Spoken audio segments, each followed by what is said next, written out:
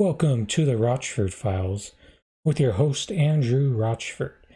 As tonight, I get ready shortly to rank the top 100 NBA players on a pre-created tier maker. So that'll be fun. And once again, for those of you who like my political content, I just wanted to say that apologize for being sporadic about that. I'm about to go through the process of a life change, but for now, I'm going to provide a bit more sports content for the time being. I think I'll probably do a football stream since we're nearly a fourth of the way through the regular season after Sunday night's games. Next, I think Monday night I'll do a MLB playoff stream as well. So I'll get more live sports streams in before I have to really go through a transition period. But let me add a bit more lighting before I move forward with starting with my top 100.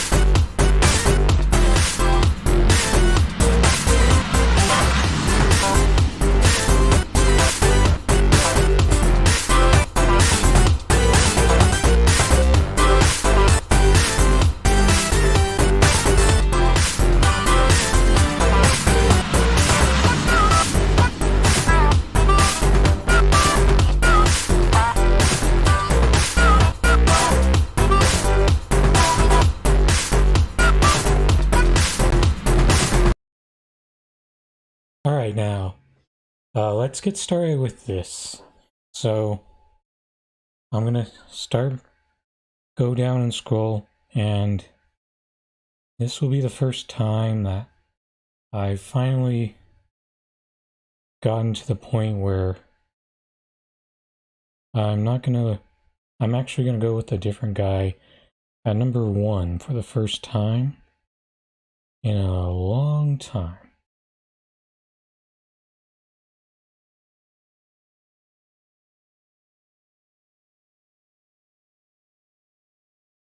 Just need to get this dragging up.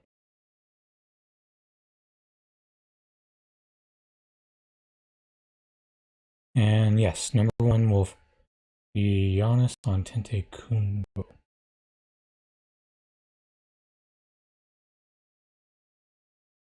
And the reason why I think winning the NBA title is what's going to help him finally take over the top spot from LeBron James.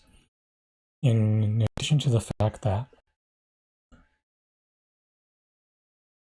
LeBron is finally starting to show just enough signs of aging to where it's now to the point where I'm comfortable enough letting him drop a bit from this list. And Giannis right now is the best choice to be the number 1 guy, even though if he's pretty much at his ceiling, I wouldn't consider him someone to I wouldn't consider him secure in the top spot, but since I do think there's a couple younger players around his age that could surpass him at some point. So, as y'all know, I'm going LeBron James #2.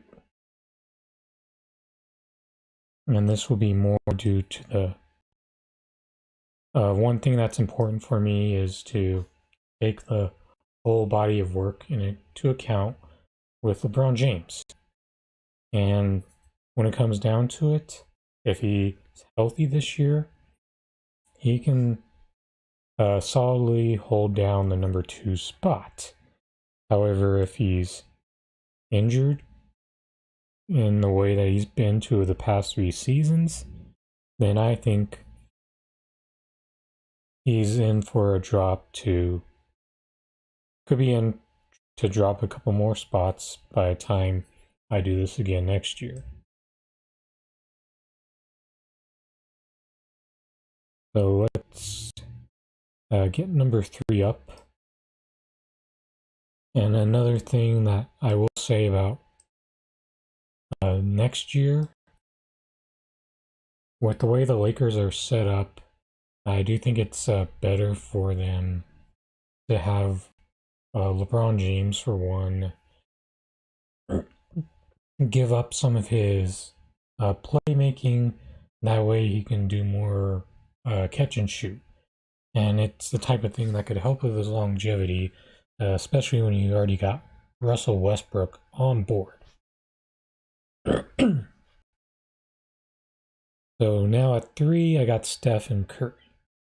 And even though it's arguable that he could be dropped a bit more, I do think that his gravity and his overall body of work has earned him the right to remain as high as he has been. Also got to keep in mind that his roster, the depth of the team was really bad last year. He had some of the worst, the bench lineups without him had some of the worst off numbers among any of these superstar players that you have. However, there's going to come a point where he's going to start to decline. Is it possible that it could happen as soon as this season?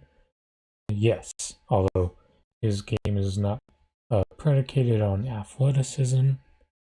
However, if he has a down year efficiency-wise, that's going to be one that could hurt the Golden State Warriors in trying to get a top 4 seed, as Klay Thompson is not going to be on board right away. In addition to that, you're going to have Andrew Wiggins being a part-time player, as long as he maintains his stance on the vaccine. So those are going to be a couple of things that, while I think they're a secure playoff team, it may make it harder to get home court in the first round.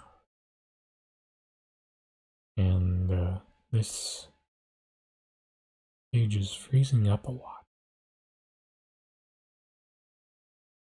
And if that's the case, yep, I'm going to have 2. I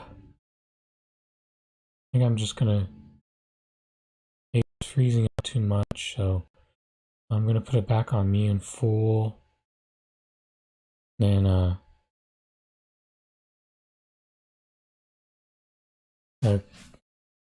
use a different browser for this because this ain't working. But yes, in the meantime, while I take care of that, I will talk a bit about what's going on with the Philadelphia 76ers and how it's definitely disappointing that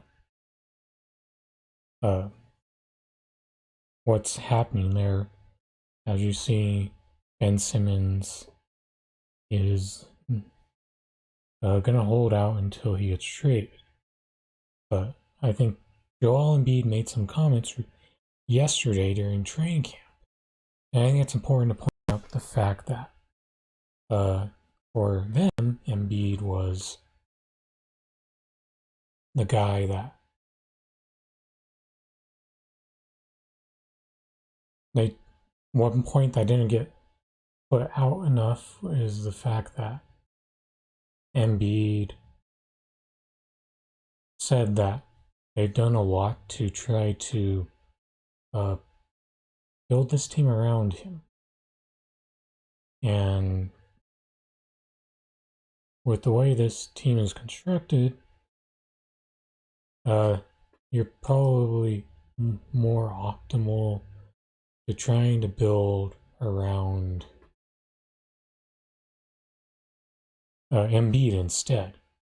I mean, they've done their fair share of trying to get this going with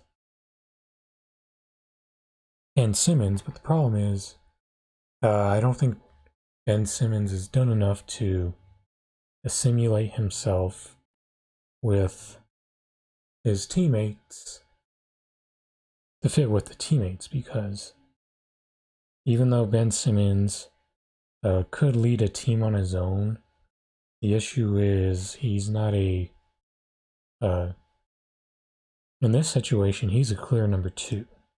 So that's why it makes much more sense for this team to be built around Joel Embiid, because Joel Embiid's a very good center. But the issue is he's not a guy who can he doesn't have enough of the guard skills to make it work with Simmons, like in the way that a Nikola Jokic or a Domantas Sabonis could make it work with Ben Simmons better due to their playmaking ability. And Joel Embiid does not have that type of playmaking ability. He's above average, no doubt about that. But as you can see, we've seen him struggle with pressure a lot, especially in the fourth quarter of these big-time playoff games, and that's probably one of the factors that led them to losing against the Atlanta Hawks in the first round last year. So, second round, and how everything was set up well for Joel to have a conference finals run, but that little thing is what caused it to fall apart. In addition to Ben Simmons, he disappeared a lot in the fourth quarter in those games. So that was another thing that kind of hurt. And now when you look back, you probably could have argued that the Sixers really should have tried to build around Embiid and make that Simmons trade a lot sooner. So give me a moment to get this screen back up for you, as I had to switch over to Firefox.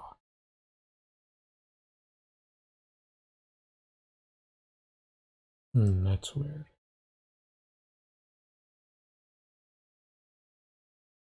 So give me a moment on that.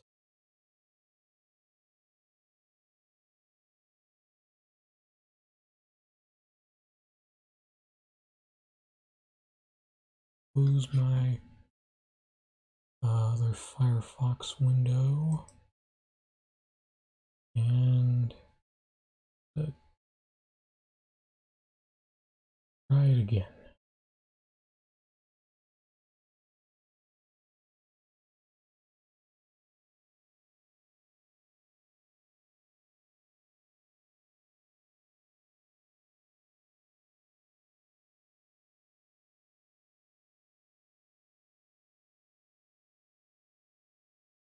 All right, there we go. Now now we're back in business here. So number 4 on my list is Nikola Jokic. And that's not me being a biased Nuggets fan, because this is me making sure Nikola gets the rightful spot he deserves. Coming off of his MVP season, I do think if you're an MVP, you generally prove that you're at minimum in the top 5. And I completely, strongly disagree with the narrative that he only won due to all the injuries from last season. Because in my opinion, he had some very historic numbers last season. And even if more guys stood healthy, I still think he wouldn't have been ignored. And I do think some of the other guys that were put ahead of him, like LeBron James, Joel Embiid, I still think those guys could have seen a drop off that would have taken them out of the discussion naturally. And it's also important to recognize what Jokic does.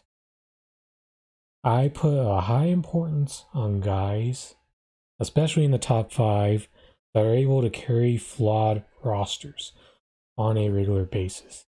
I mean, Giannis and Nikola, they couldn't really do that early on in their career, but once they started to make the playoffs, they've proven that they can carry flawed rosters and rosters that are highly tailored to their strengths. And especially Nikola, without the top 4 guards in his rotation at the end of last season, and still being able to move up a seed after injuries to Jamal Murray, Monte Morris, PJ Dozier, and Will Barton. And LeBron James is up there because he's done that a lot of years in the NBA, especially 2007 being probably the signature carry job from him. Steph Curry, we would probably be talking about last year in a similar light had he finished a bit higher in the Western Conference and managed to make it out of that play-in tournament. So it's important to give guys like this their due in that spot. So let's go with the next guy at 5. I know commonly you would probably see guys like Kevin Durant, James Harden all ranked higher. But for me, I'm continuing to stick to the theme of guys who carry their flawed rosters at the top. And that's why I got Luka Doncic next. Because that Mavericks team was off to a pretty rough start last year. They were treading water. And they had a very good All-Star break, post-All-Star break run that got them up to the 5th seed. Luka hasn't had the consistency that would allow him to advance to round 2 past the Clippers.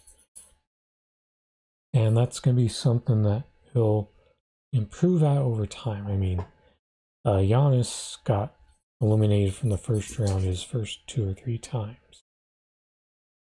And the other guys here, Steph Curry has 1 first round exit. LeBron and Nikola haven't been eliminated. LeBron just barely got eliminated in the first round for the first time in his career last year.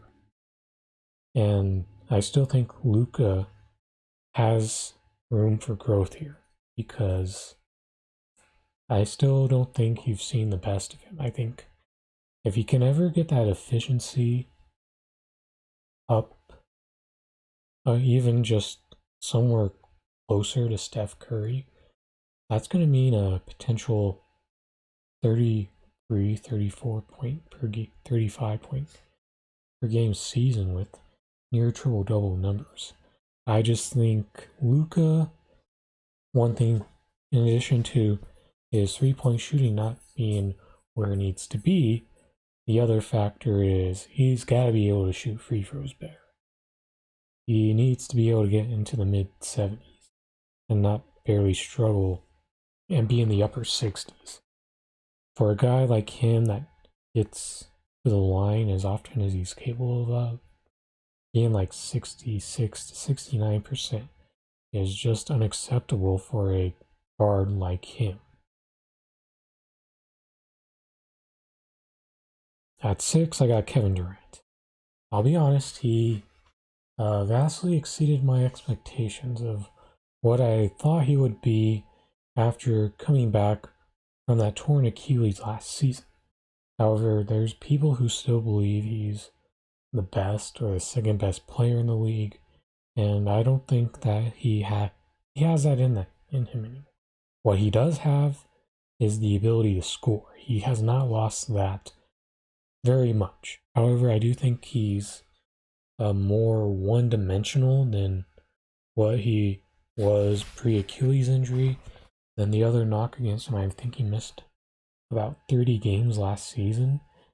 So with that in mind, you can't really trust him enough to place him back into that number 2 spot or even a top 5. However, if my rankings take everything into consideration, regular season, playoffs, what your current situation is within your team. So naturally, the Nets' big three of Kevin Durant, James Harden, and Kyrie Irving, your ranking's going to drop a bit when you're on a super team like that. For most players. If you're like a LeBron James, you're generally going to figure out a way to be the alpha, regardless of who surrounds him. But Kevin Durant's still the type of guy who can still have a secondary role on a team, and he's not the type of guy who makes players better with playmaking like the other guys can or gravity like the other 5 guys on this list. He's a guy who, while he's a scorer like at number 1, but his playmaking skills don't allow him to be further up at this time until he starts to. But if he has a healthier season, he could be up a bit higher next year. Then 7. So I think this is fair for me. James Harden.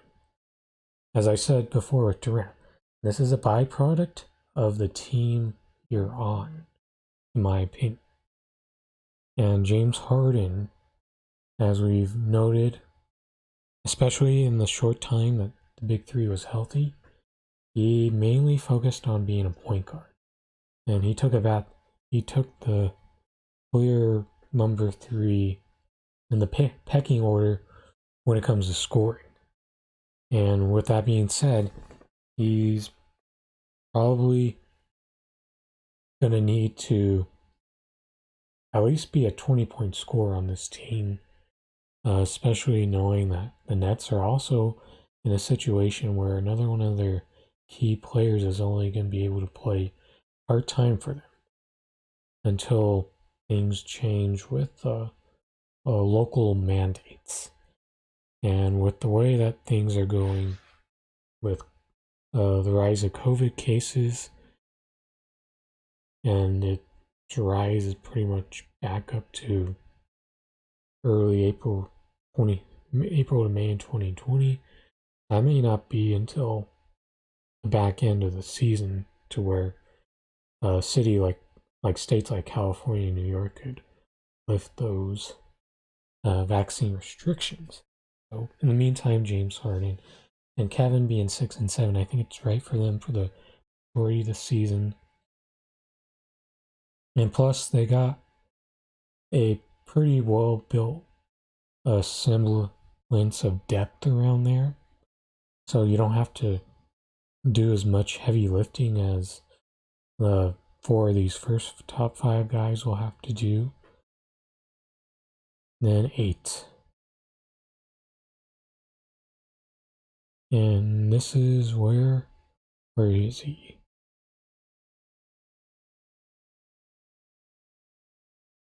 Joel Embiid, where are you at? There he is. Number 8, Joel Embiid. I think this is the right spot for Joel. And I think, unfortunately, until Joel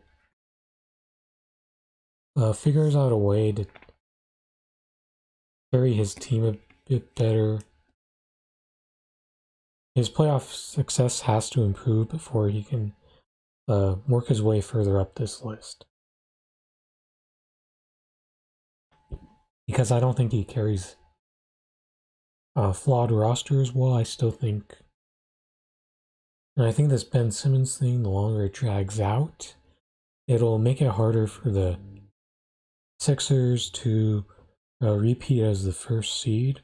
But I do think they've got the guard options to get by, even if they don't get a trade done very quickly. I mean, Shake Milton and Tyrese Maxey, I think one of those guys is going to emerge as being pretty damn good for them and a pretty big beneficiary from the whole Ben Simmons departure.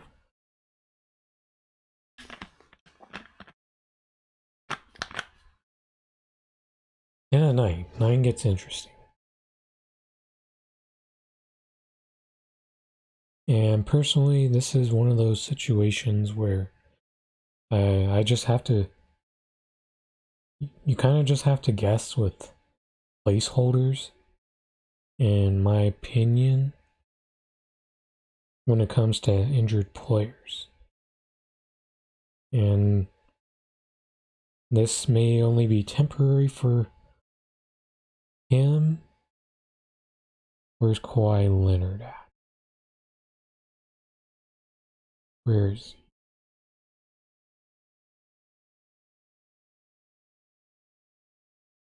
Seeing Paul George pop up several times, but not Kawhi. Oh, there he is. I think when it comes to guys who are going to be out virtually the whole season, it becomes a challenge finding that placeholder spot or when they come back. As of right now, if Kawhi Leonard plays at all next season, it'll probably be towards the very end, or even then, the Clippers may have to win a first-round series before they can get a Kawhi Leonard back on the floor for them. And that's going to be the challenge. I think the Clippers, in my opinion, they've got more than enough depth to make sure that they make the playoffs. I think they're far from guaranteed to have a top 4 seed. I think, to me, it's clear that there's 3 teams that I think definitely figure out a way to get home court advantage somehow. And that's the Nuggets, Jazz, and probably the Lakers. Then after that, you probably got the Warriors, Suns, and Mavericks duking it out for a top 4 spot as well. And I would lean towards Dallas coming up short. And I would also lean towards Golden State coming up short due to their circumstances. And that probably puts the Suns back at, gives the Suns one of those top 4 spots. But as for the Clippers, back to Kawhi Leonard. I think these first 2 years as a LA Clipper, have shown me that even though Kawhi Leonard was the nice, perfect missing piece to a couple uh, championships, such as the San Antonio Spurs and with the 2019 Raptors, what the Clippers have failed to address is leadership. I don't think Kawhi Leonard, he's a bit lacking in that front.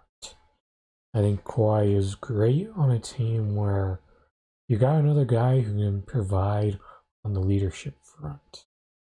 But when you don't have that, someone, a point guard, the floor general, like a Kyle Lowry, Tony Parker, then the Clippers, then Kawhi Leonard's going to kind of fall short in those regards.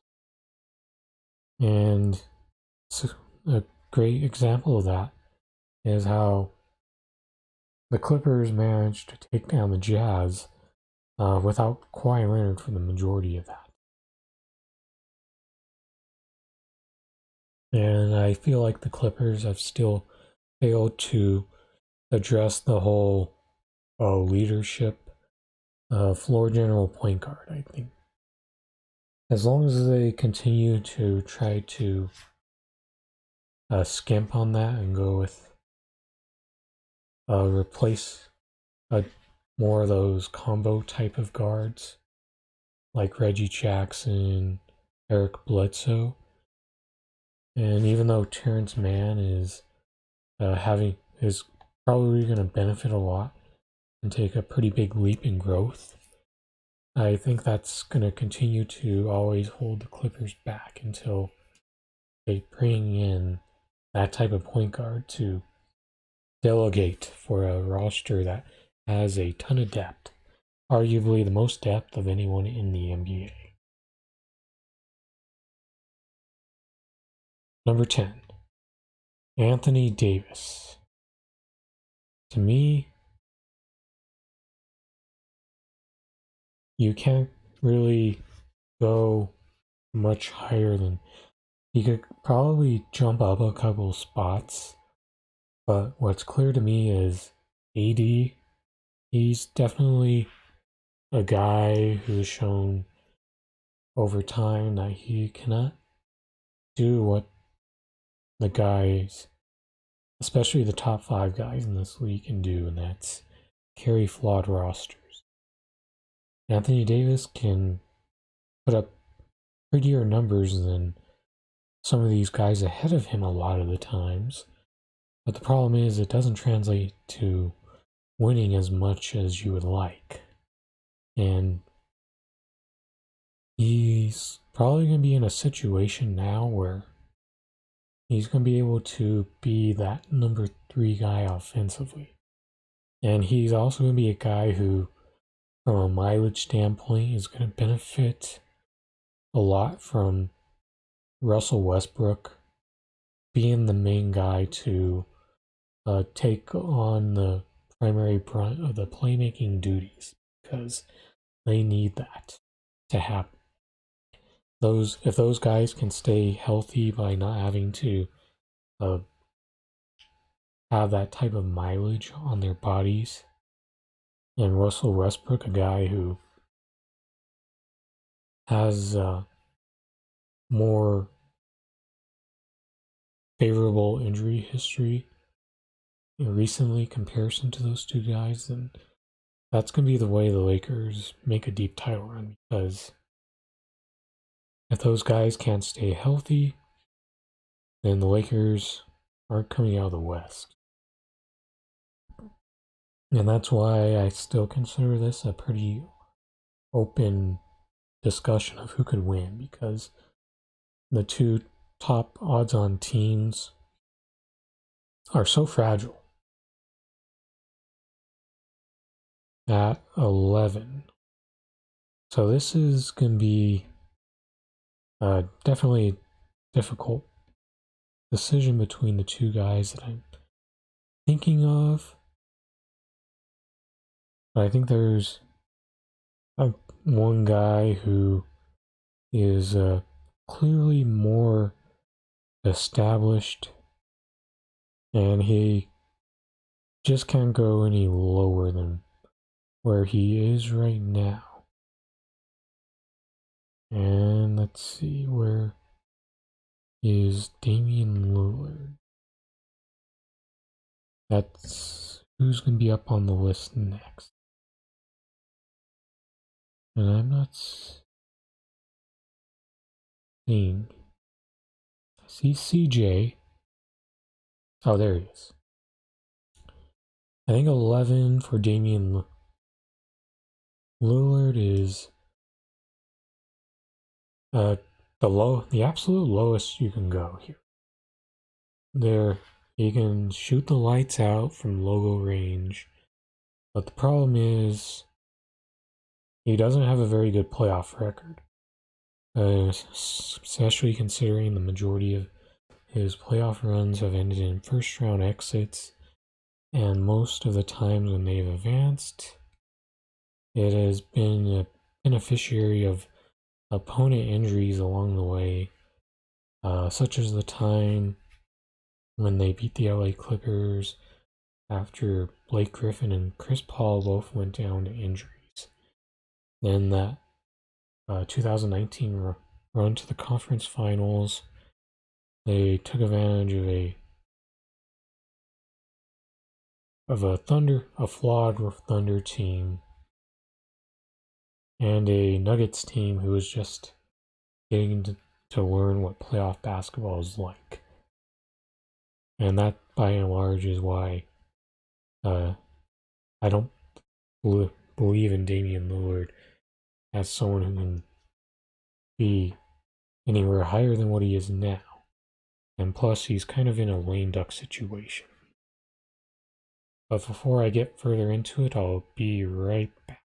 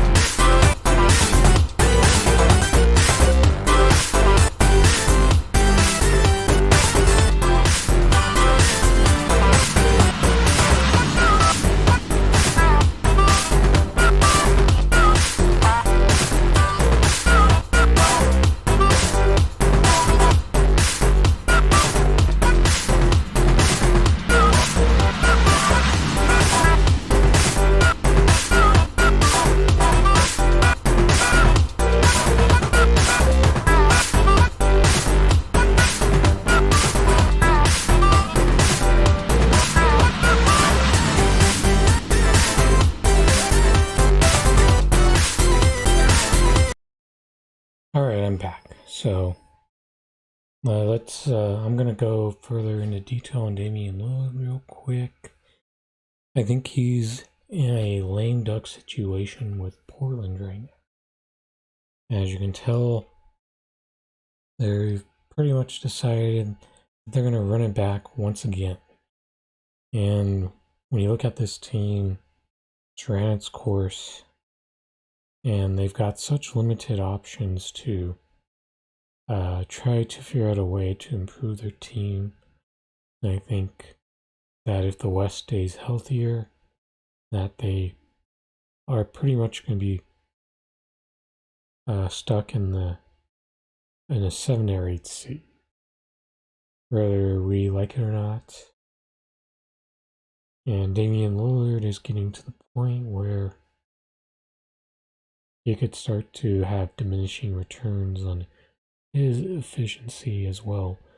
In the process, I think he's 31 starting to go on 31 in the next season. I know that used to be a point where guys had the pretty big drop off, but I'm starting to notice with this generation of NBA players, the drop off is really starting to happen at 33, 34.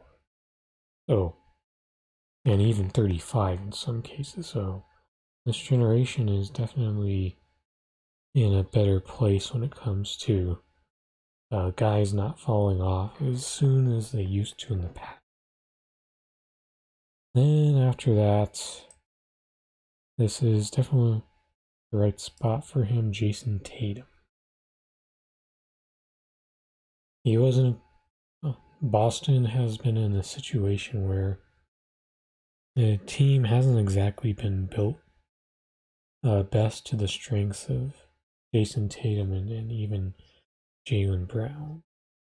I think they've kind of tried to go with small front courts, and they've kind of been hurt in certain matchups, especially when it comes to rebounding. But Jason Tatum is definitely took a pretty big leap last season. It probably didn't get noticed as much as certain people would like, and understandable due to the fact that one of the things that made Boston's season a bit weird was having multiple COVID outbreaks on the roster. And that's what pretty much buried them and put him in a tough series against the Nets. And it was actually impressive how Tatum managed to carry that roster to one win against that Brooklyn team last season. I still think when it comes down to it for Tatum, I think the next step in his growth, it definitely comes with figuring out how to be a better playmaker, better leader. If he can uh, take his rebounding up to another level, that would be a couple things that would probably help him jump into the top 10. So that's 12, 13.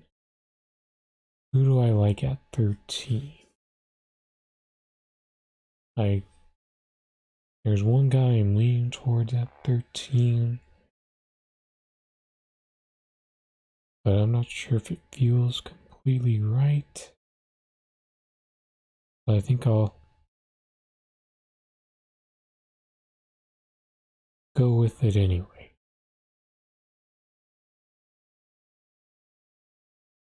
No, not Devin Booker. Thought about it, but I don't think that's. I think that's a bit high for it.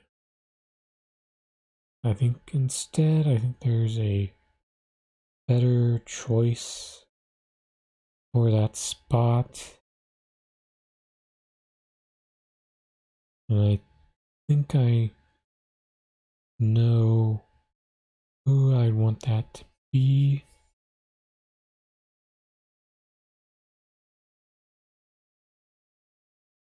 And that would be Paul George.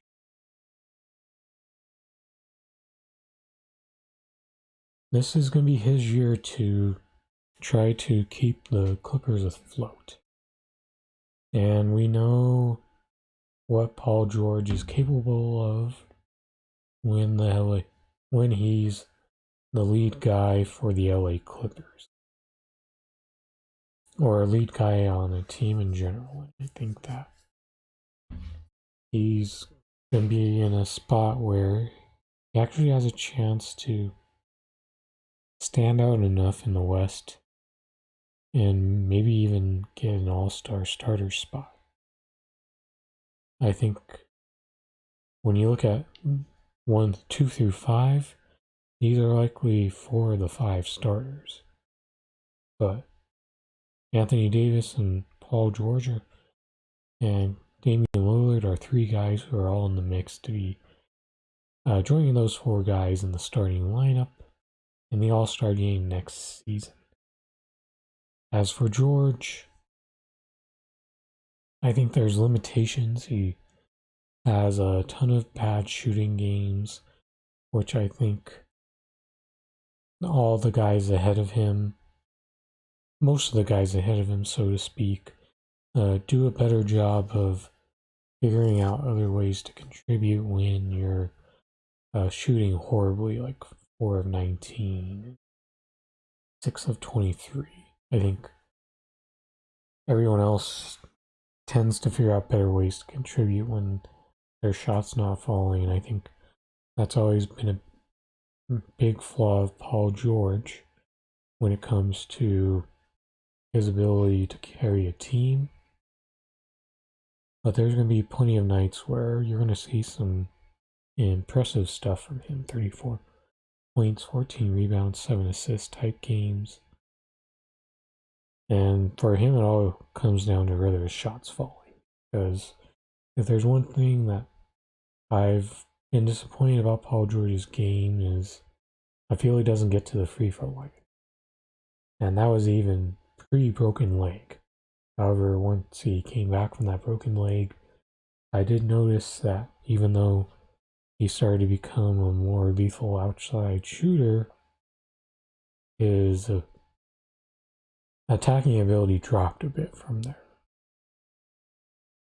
And that's part of his game in my mind that makes it hard to trust him as a leader in a playoff series.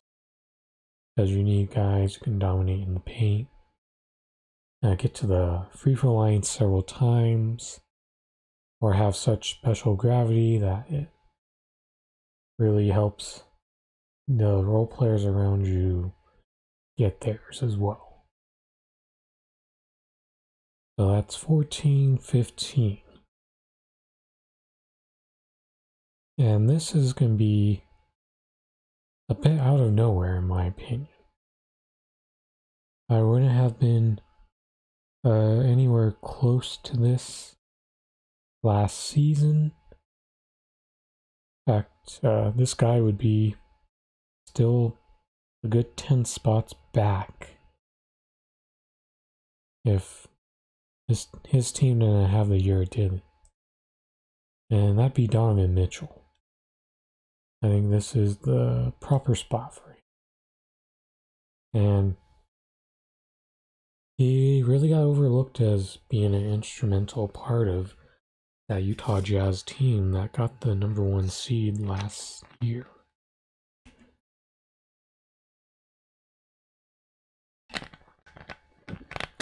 And I think, in my mind, even though a lot of guys had the opportunity to put up a lot of big shots in that Jazz system, I think Mitchell finally started to cement himself a bit more as opposed to being a product of the roster construction. He finally started to uh, over these past couple of years shows some superstar-like tendencies, in my opinion. But the next step for Donovan is he wants to be that guy. I think it comes down to playmaking. There's one issue is he's not always consistently creating shots for others and mainly just looking to create for himself when his turns come. And I think that if he can create better for his teammates, then he could easily have the chance to reach Damian Lillard ranking range of traditional possibilities here. The Jazz are in a great spot to have a similar season once again, especially given the uncertainty of some teams in the West. And in addition to the fact that being a fully vaccinated roster will provide an advantage to the Utah Jazz. 16. And there's two guys that I think are going to be in mind. Devin Booker or Jimmy Butler. And I'm leaning towards Jimmy. And the reason why I lean towards Jimmy Butler is there is a leadership intangible edge that I give Jimmy Butler as opposed to Devin Booker. I think if there was one issue with Devin Booker is throughout the regular season with this new team, I think he settled into being a number 2 guy. I think he deferred a lot in the regular season, and he didn't elevate his level of play until the postseason. And as I've said, it's important to do it through all facets. And Jimmy Butler is a guy who does that better than Devin. So that's why I got Devin ahead behind. Well, yeah. Because Jimmy is going to be a strong contributor, high on intangibles, even though his shooting isn't as good as you would like. And Miami, while they got a pretty impressive 6-man group, the only issue is those guys, most of those guys aren't standout shooters, but I do think Jimmy is going to be a guy who brings it, and he's the heart and soul of that team. Now I'll follow up with Devin Booker. As I said, I think if Devin Booker's regular season resembled more of his first playoff run, he can easily jump up a few spots. But I think he deferred a lot to Chris Paul. I'm not sure if that was a product of their style of play that helps them stay fresh for the playoffs, and if that's the case, then I'll probably take that into consideration going forward. But Devin Booker did show a lot in his pretty good first-time playoff run. I think he tailed off towards the conference finals and the NBA finals. The stud performances that you need just weren't there when it came time for them to try to bring the title home and losing 4 straight to the Milwaukee Bucks. And let's see, 17. Who do I like at 17? this is a situ. I see two guys. Maybe even three.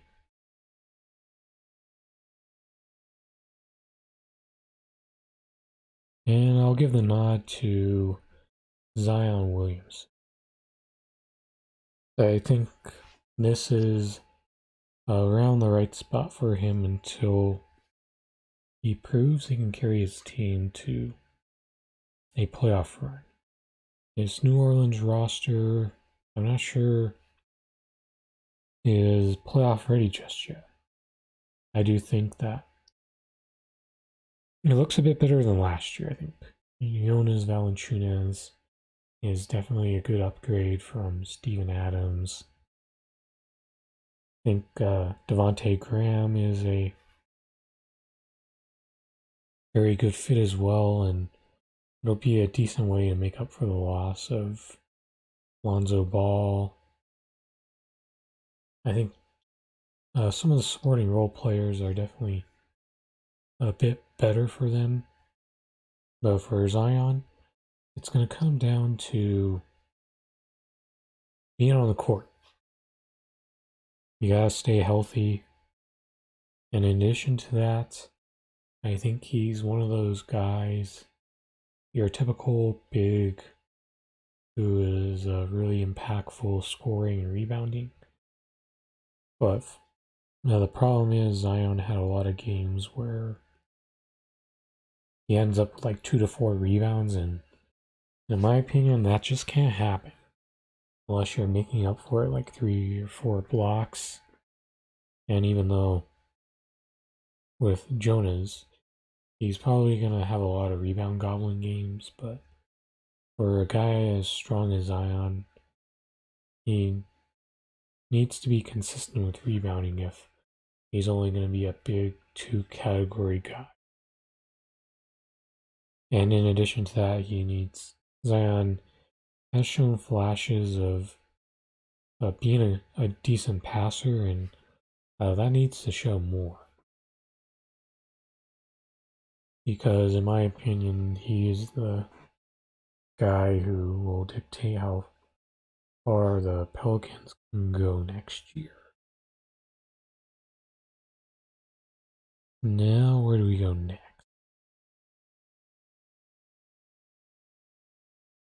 I think this is a fair spot for Bradley Beal.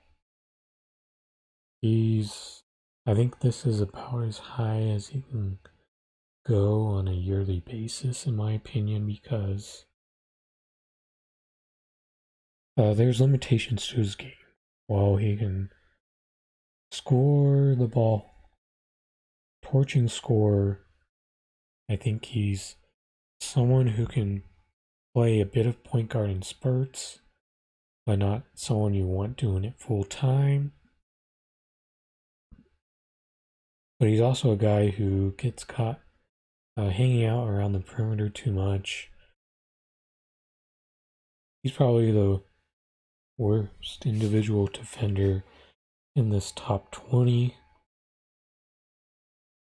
And that's why Bradley Beal's going to have a limited ceiling as long as he has those weaknesses to his game. And it also shows the limit of how high point guards can carry their teams. Because when we look through the history of NBA champions, they generally contain a high-level forward. Like Giannis, even though he can play some center, LeBron. Steph Curry, technically, well, he did win as a point guard as being the best player on the Warriors. I think when you got Durant and Klay Thompson as well, that means the drop-off isn't as pronounced as some of these other guard-led teams. And when you look at other teams who have won with the point guard as their best player, I think the last time you could really point to that is when San Antonio Spurs won in 2007 and Tony Parker was Finals MVP. And at the time, he did have a very strong case for being the best player on the Spurs, especially with the way that the hierarchy in San Antonio goes with Ginobili and Duncan, and those guys don't feel the need to fight each other for the #1 spot. So after Beal, see, where do I go next? I mean, Julius needs to be in the conversation. Demontes as well. Jaylen Brown. Looking at the list. And I suppose Pascal's spot is coming up. And Russell Westbrook, Kyrie Irving, and I normally do go Kyrie Irving over Russell Westbrook. But this time around, but given the way that Kyrie's going to be a part-time player this year, gotta give the nod to Russell. He's likely going to be the X factor who determines whether the Lakers win it all this year. I detailed how that's going to happen. Russell can still put up triple doubles, but over time, his effect, he hasn't been quite he's lost his ability to individually influence and carry teams. I really do believe that the way that the Wizards finished last year was pretty strong, given how disappointing of a start they had. Also, another team who dealt with multiple COVID outbreaks in the process. But Russell also has a pretty spotty playoff record, specifically post Kevin Durant, only making it past the second round once since Kevin Durant left the Oklahoma City Thunder. This year is going to be a different situation since he's like 2B or 2A, depending on the matchup or the series. Then next, I think I gotta go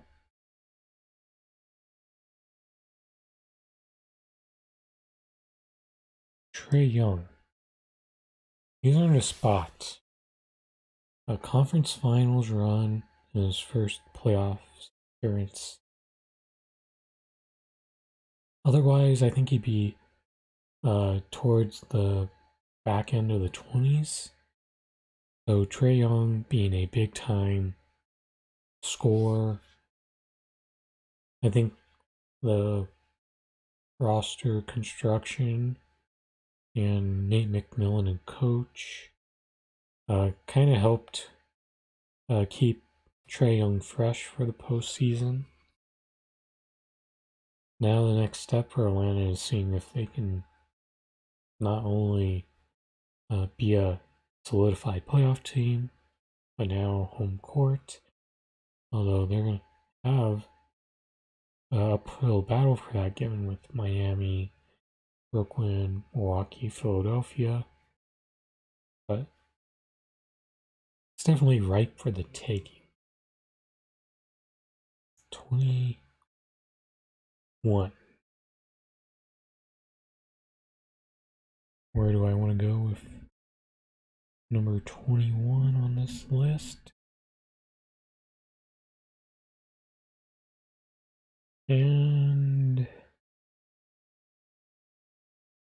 I think I'll choose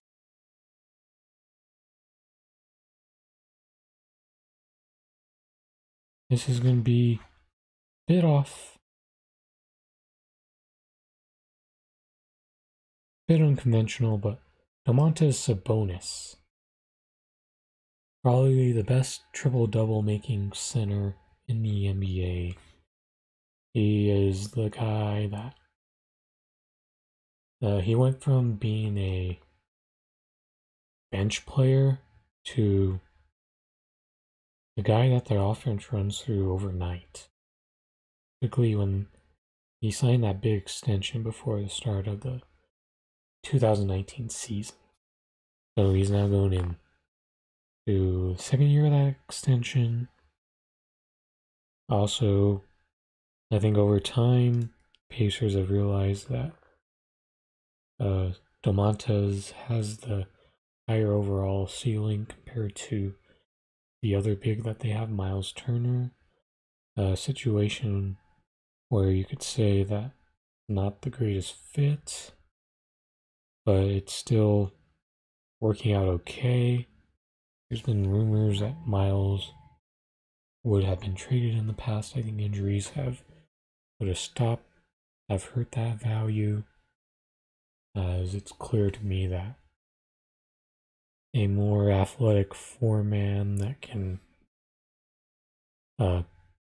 be out on the perimeter would be a better complement to Sabonis. And at the same time, this Pacers team went through a ton of injuries last season. And I think that's why you had a result where they failed to make it out of that first play-in game against Charlotte. The second one, they crushed. They crushed Charlotte in the first one, but then they also got crushed by Washington. So that their team is pretty fragile health-wise, even though they've got a pretty solid starting five. But if they can stay healthy, I think the Pacers are definitely back in that playoff mix, and I think the East is as strong as it's ever been. There's definitely far more formidable playoff teams, and we haven't even got around to discussing Chicago just yet.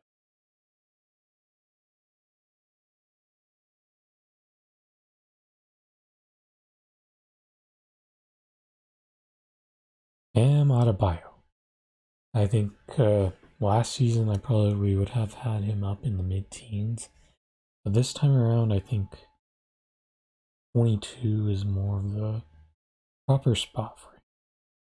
There are some pretty big limitations, especially not having the offensive game to dominate as a scorer. He's also a very good passer considering the skill set that he has. Probably the third or fourth best passing big. I'll definitely give him the nod at 3 over guys like Karl-Anthony Towns and Joel Embiid. And his defense is another thing that helps Bam solidify his spot as a top 30 NBA player. That's why, however, his offensive limitations kind of prevent him from having a higher overall ceiling in the grand scheme of things. And sometimes only being 6'9" is a bit of a obstacle. Makes it a bit harder for him to defend some of the bigger centers, especially the ones that are stronger than him, but does try to hold his own the best he can. And he's should be an all-star again, as it was kind of a weird season where he got left off the all-star team last year. 23.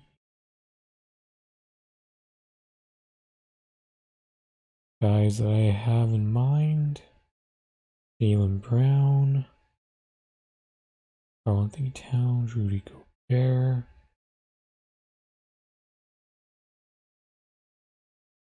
I think Ja Morant's starting to get into the mix here for consideration. And for me, I think the next place you've got to go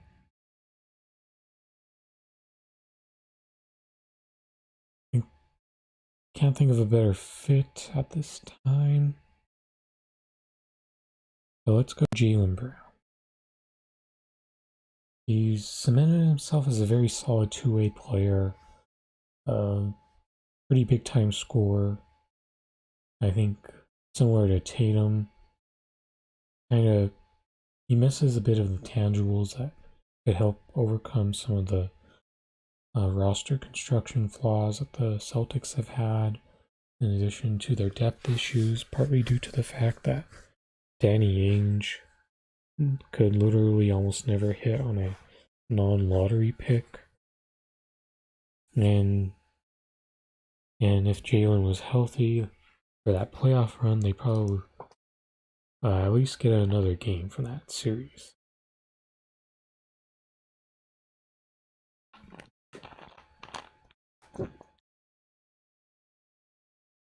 And the next step for Jaylen is to take his defensive abilities up a notch. Try to be a more regular playmaker. Even though Boston does have they've improved their depth compared to last season, so the quality overall is improved. But these two guys are pretty young players who still got some big steps to take in their growth. Now 24. Rudy Gobert or Karl Anthony Towns? I have to go Karl. The Wolves have been horrendous the past couple of seasons. And I think the NBA is starting to have a more healthy collection of star players. So it's much easier to put Karl Anthony Towns at 24 as opposed to like 12 to 15. And with that much more healthy semblance of stars, it means Karl's going to take a bigger plunge.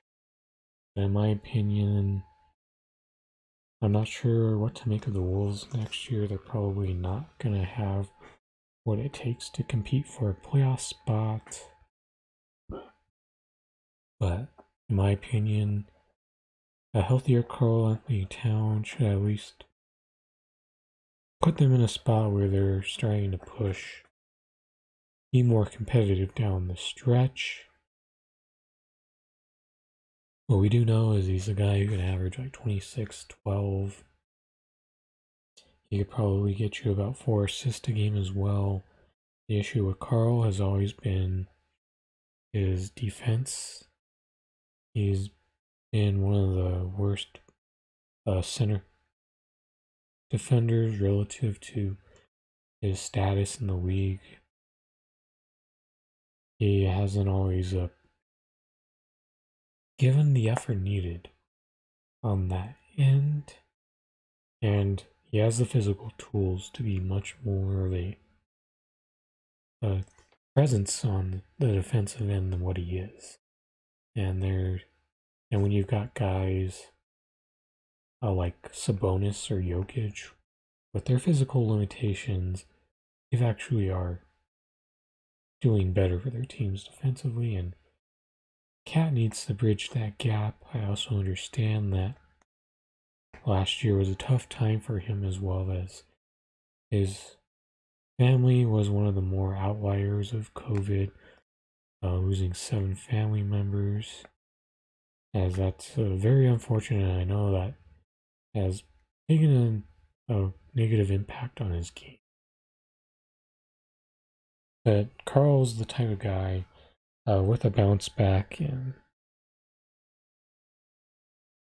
if he can ever get around to making or playoff runs, he's going to jump up several spots. 25.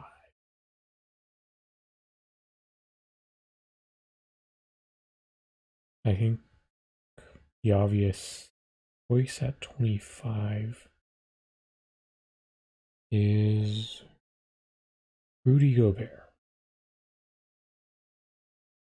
Say what you will, but this guy can make 4 turnstiles into a top 10 defense year in and year out. But playoff time, those turnstiles make it harder for a guy like Rudy Gobert to stay on the floor. As we've seen the Clippers, they played small ball, went 5 out, and that's what did the Jazz in last year. And I said back in the past that was a fear of mine and one thing that could hold the Jazz back from being the Clippers in that series. And Terrence Mann had a bit of a breakout along with Reggie Jackson. And not all that's his fault, because Quinn Snyder has to realize that he needs to have the option of playing smaller when the matchup calls for it. And I think Quinn now has a couple options to go that route next year with Rudy Gay and Eric Paschall. Because last year they could not. Quinn did not feel like he had it, even though I could argue if you made sure to give regular minutes to your signing Ilyasova at the time, that you would have been more ready to assume that responsibility against the Clippers. But just know that Rudy used to be up in the mid-teens as well. But this is actually good because it shows the growth of the individual young stars of the league, that I can pull him back this far. So that's why I got Rudy at 25. If his playoff impact was more in line with his regular season, then it'd be easier to put him ahead of a few of these guys.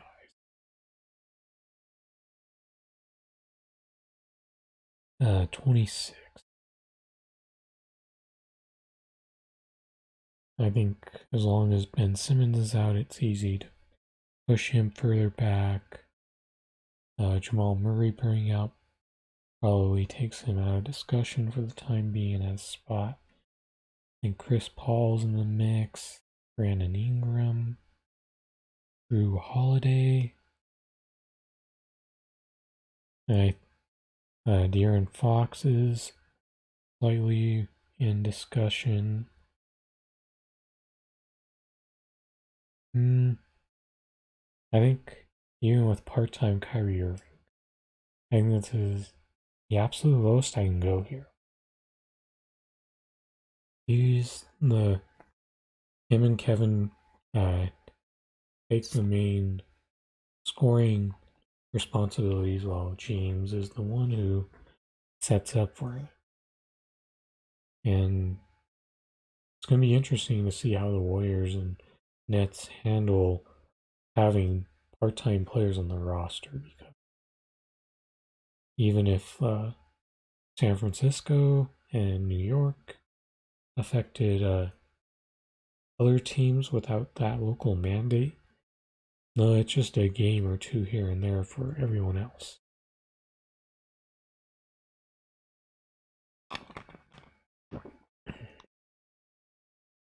But if I knew Kyrie was going to have better availability, I would probably put him behind Trae Young.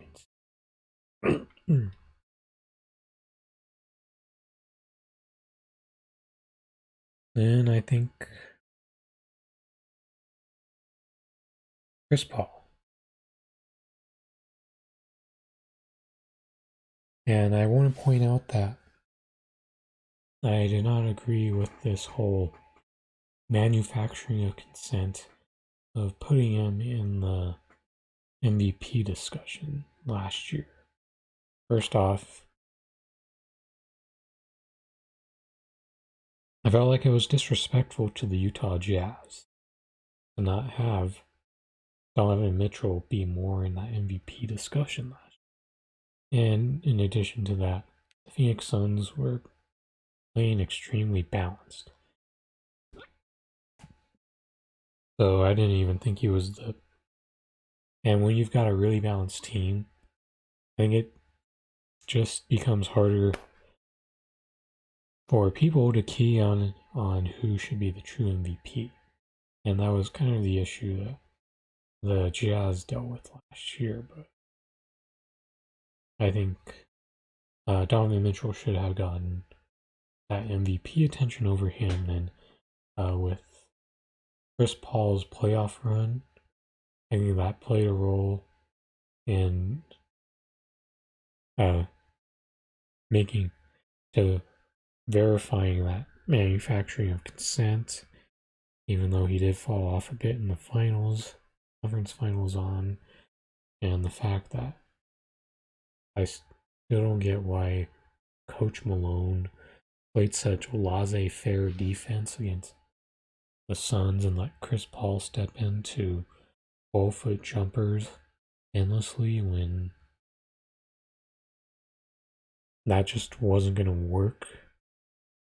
Now, if you actually fought over those picks and made him shoot those mid-range jumpers 20 feet or further, then hey, making Chris Paul beat you on volume could have worked out better. And I think that's also one thing that overinflated his value. I think Chris is a good floor general type, always has been, and it helps for him when he doesn't have to be the best player or even the second best player. And that's probably how the Suns get to the point where they can win next year's when Chris Paul is no longer considered the number 2 best player. Once he's clearly the third, that's when the Suns can probably secure their future a bit more. I think they're still kind of flawed in the wrong matchup, so to speak, specifically against teams who can play big. But if they can get the right growth from players like Cam Johnson and Jalen Smith, and this could be Phoenix could be in championship contention once again. 28. Ben Simmons is in play. Jamal Murray, CJ McCollum, Brandon Ingram, and I think Anthony Edwards is a bit too soon.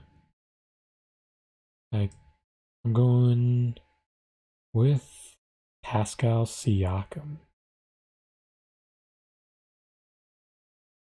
He's a jack of all trades type of guy. I still think he's the best player on the Raptors. I don't think he's the type of guy who's probably better as your most ideal as your third best player on a team. And the spin move spammer, probably being in a position where he has to carry them, probably going to make it hard to make the playoffs. As I've said, the top 10 teams in the East probably never been this strong in my opinion. And the Raptors right now are looking on the outside in. Unfortunately, I think they're still going to be formidable competitive team that's not going to give games away to anyone, and they're always going to play hard for Nick Nurse, but they're just But Pascal does not have that ability to go out there and say, score 35, 40 points and get the Raptors those extra wins to make the playoffs. I think that's a trait that Fred VanVleet is more likely to demonstrate, even though that's not who he really is either. So I think, given the versatility of his skill set, I think 28's the right spot for him.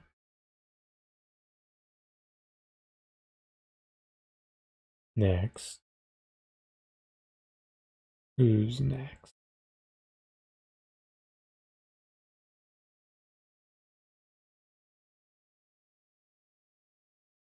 I'm going to do a little switcheroo on you.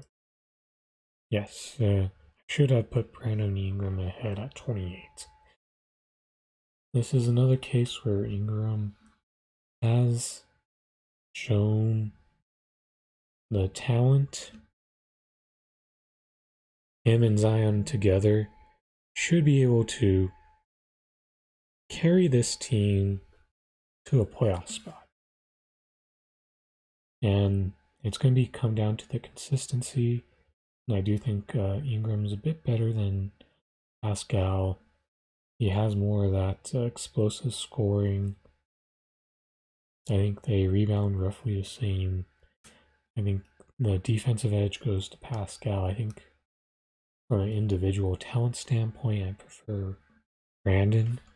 But I just want a guy who I could plug into any team. I think Pascal's easier to plug into most teams. So that's why I'm pretty torn on the two guys. I think if you need a complementary number 3 type star, it's definitely Pascal. If it's a guy that you need at the if you have a more of a top 2 spot to fill, then I think Ingram could potentially be that guy, provided that you got the proper number 1 option ahead of him already.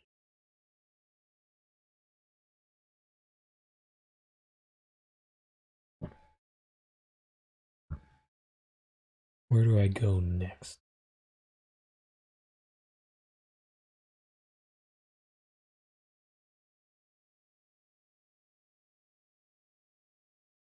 See, even though most people believe that Zach LaVine's the better player, it's Nikola Vucevic who's actually the best player on the Bulls, in my opinion. While it's definitely not ideal to, from a playoff standpoint, because Zach LaVine, Lonzo Ball, DeMar DeRozan, they're all very good players. And they're all going to be pretty ranked close together, in my opinion. Problem is, pretty much all the guys ahead are definitely guys who give you better chances of winning playoff series, as we've shown that it's typically the team with the best player that wins playoff series, and that they can that your superstars can outplay another team's second, third, and fourth players' impact. I think Vucevic is the best player. I think that after the trade to the Bulls, he didn't get to play all those extra minutes that he used to get in Orlando. And I still think he was trying to figure out the right fit for him. But I do think that Chicago does need to run offense through him in a similar way that he did in Orlando, because he's honestly someone you probably want to be like your top playmaker, because I don't think Lonzo Ball, from what he's shown in the course of his career, I don't think he's a true a lead guard, like lead playmaker type abilities on a consistent basis. And I think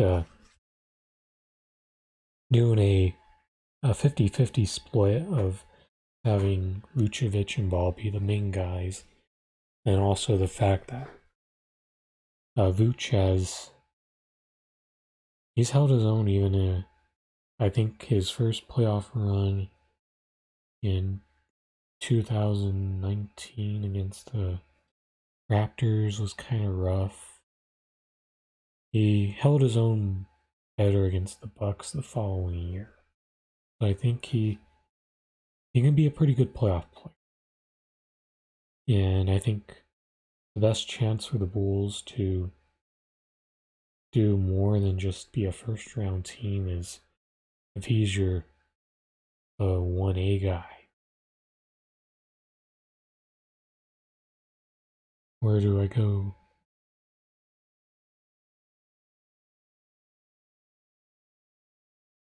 So number 31.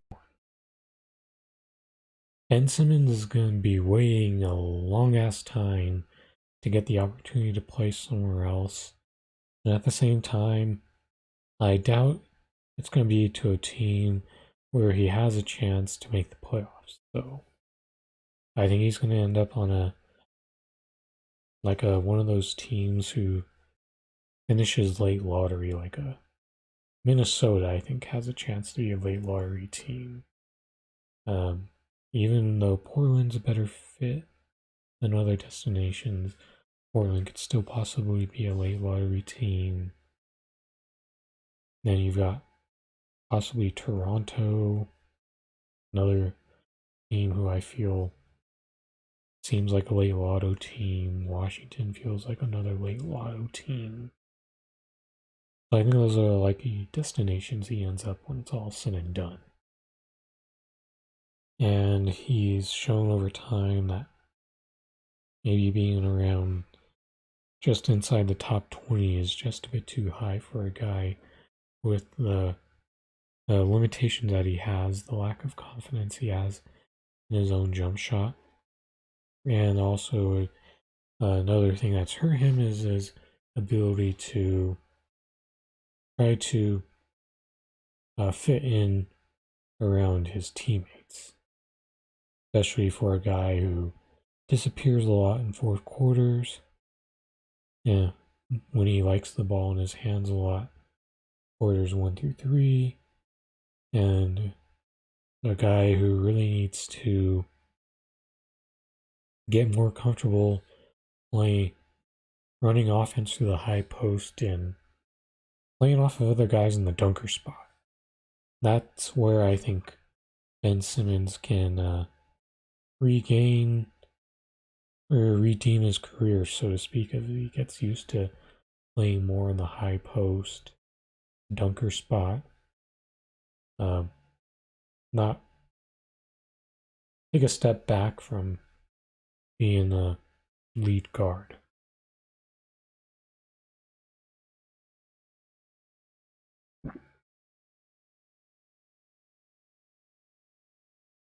CJ McCollum, Julius Randle. I think I'm going to give the edge to Julius here. Julius Randle, also another guy in my opinion who did not get the attention he deserved for the MVP last year, being the big part of why the New York Knicks got the 4 seed last year. And don't forget him. He's probably right in the mix for that third best passing big in the NBA, along with Bam Adebayo and Domantas Sabonis. I think Vooch also has a case for that argument as well. Julius had a pretty rough playoffs, though. I think Atlanta did a great job of limiting him to jump shots, and even though he's made a nice step of improvement when it comes to like mid-range and three-pointers, the other issue is he struggled a lot in the post against Atlanta, specifically against guys like John Collins, Clint Capella. So that's turned out to be a pretty unfortunate end to their season. And for the Knicks, it's pretty much going to be up. Shooting is what's going to make it easier for Julius.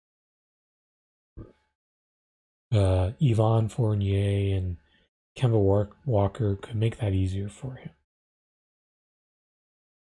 But we'll see. But I do think that 32 is the ideal spot for him, even though you could argue that he could be as high as the early 20s. 33. This is where CJ McCollum. Last year, it was weird because CJ mainly just was pretty mid against the Nuggets last year.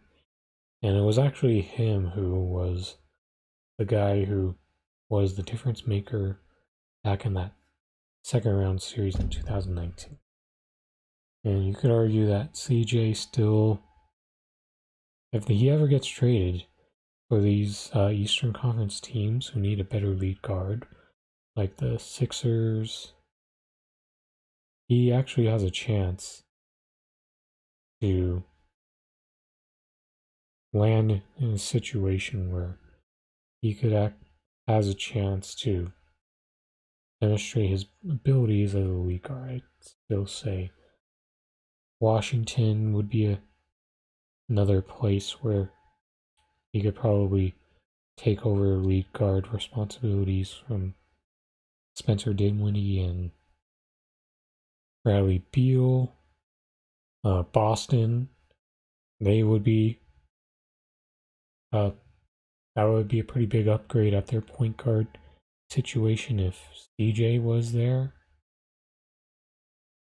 Toronto, New Orleans, there's several teams who could use an upgrade at point guard, and I still think CJ, at least for a couple more seasons, would have a chance to ball out as a lead guard. And CJ and Ben are the two guys that would probably take the biggest leap from being the best player on their team rather than being locked in as number 2. So next is 34. And this is where things start to get tricky. Jamal Murray is going to come up soon, but I think that I'm willing to let Jamal slide more because he's going to miss part of the next season. I think he'll be back sooner than expected. But you still got to value availability for now when players as good as Kyle Lowry in your position are still out there. I think Kyle is really going to have to space the floor for the Heat in order for that team to be more successful. And Kyle and Jimmy, they're going to bring it each night with their leadership, energy, and intangibles.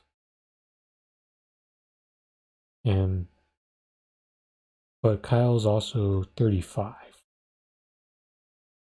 And we don't know if he's going to hit that steep decline just yet. Miami's paying him a lot to hopefully have that longevity that it's dicey to roll the dice on the 35-year-old like Kyle. But his game is not predicated on athleticism, and he can do a bit of everything. He's a hard-nosed player. He'll go mix it up in the paint, gobble up rebounds very well for 6-foot guard. And I think his presence will at least help prevent Miami from being in danger of missing the playoffs. 35. And this is the placeholder spot for Jamal Murray. I think he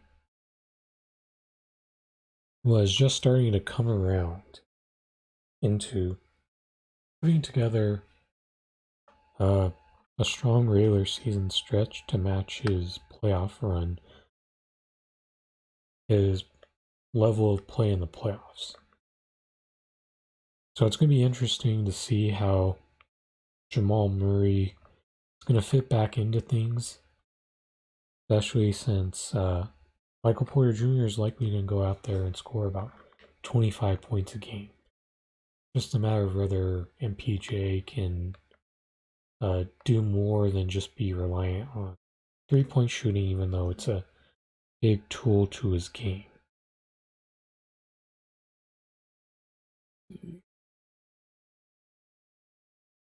Next on the list,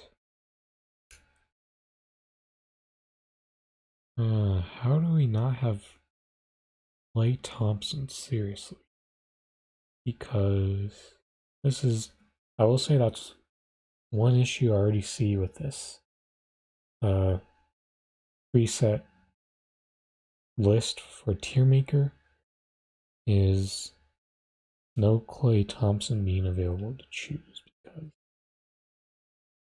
I would start to put him into the mix right here, but instead I'm gonna have to go with Chris Middleton.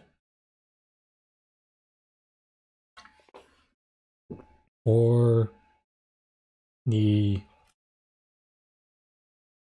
adulation that Giannis Antetokounmpo and Drew Holiday got for their efforts in the playoffs last year. If Chris Middleton did not show up and show out against Brooklyn, specifically, even in the moments where he struggled in games and hit shots when they count, Milwaukee doesn't win last year. And it just goes to show you the talent of this league when I can leave Chris Middleton all the way back at 36. That's extremely crazy in my opinion, but do value guys who can carry teams more than complement the second and third fiddle types. But Chris is definitely right in his ballpark of where he normally ranks. Definitely a guy, a 2A, 2B type of second best player.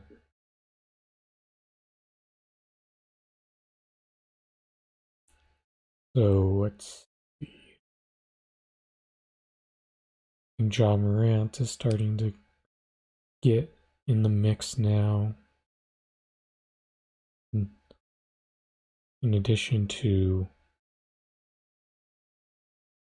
Zach LaVine, Michael Porter Jr., DeMar DeRozan. I thought I already saw someone that I wanted to put up there, but no. I think that the right play for now is to go Zach LaVine. 37th best player. Big time All-Star year last season. Big time scorer these days. But he's not a guy who's gonna. I don't think he has the ability to do it as consistently as the guys ahead of him on this list. I think Chicago's gonna have a pretty solid lineup. Just not the playoff ceiling raisers as I've mentioned. But LaVine with a full training camp with the new team, he should definitely start to play off of guys like Vucevic and Ball better than what we've seen in post-trade deadline. Next up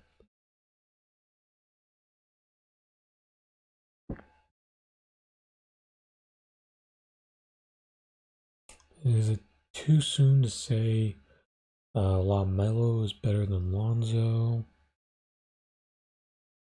De'Aaron? I think this is the right spot for De'Aaron to come off. 38th best player. I think he's shown that he's put up all-star level numbers.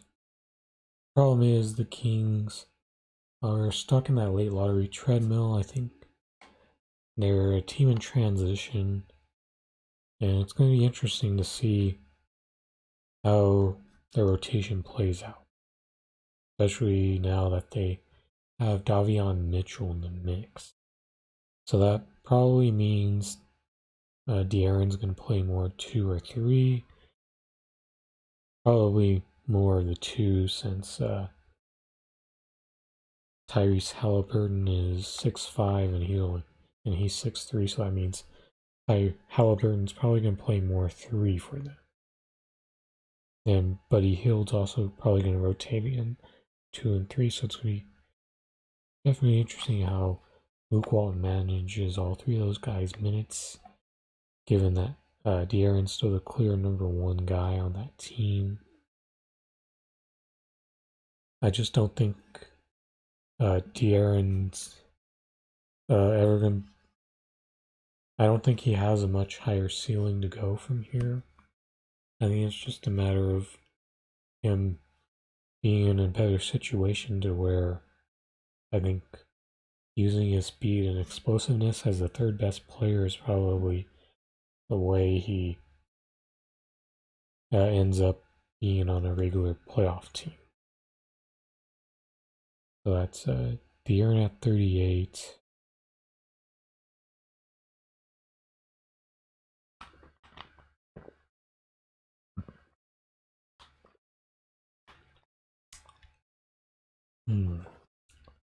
This is going to be with a bit of, could be considered a bit of a reach, but gotta go LaMelo Ball at 39.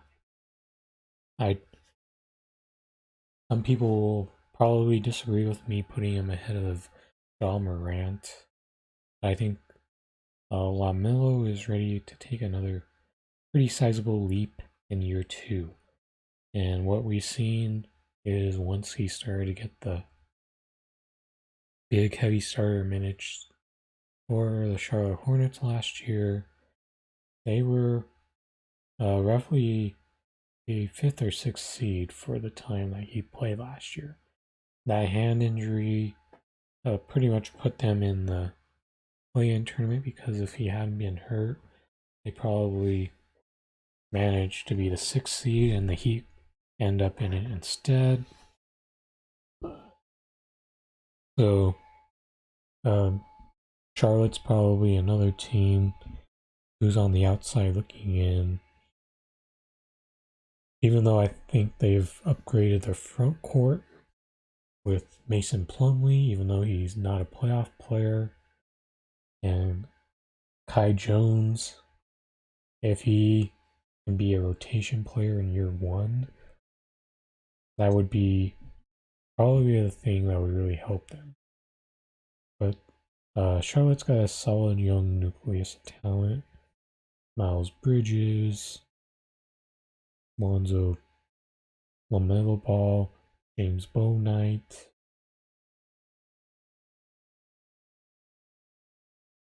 Gordon Hayward.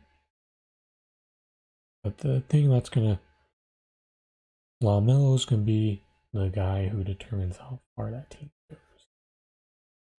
His playmaking ability, and if he can consistently score along with playmaking, then you just may see Charlotte make that surprise run next year. That's 39, 40th best player. on the list. And I think this is finally when Ja Morant comes off. Ja Morant has moments where he plays like a top 5 guard. The issue is, and I think he has the heart of a number 1 guard in the NBA. Just like his jump shot holds him back.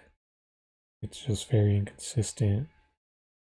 I also think that Ja also doesn't assert himself enough from a playmaking standpoint. I think there's too many nights where he doesn't get a shot going, then he's also disappears for them, which to my feelings, Memphis as a whole, a lot of the team was a spot up too high in the pecking order.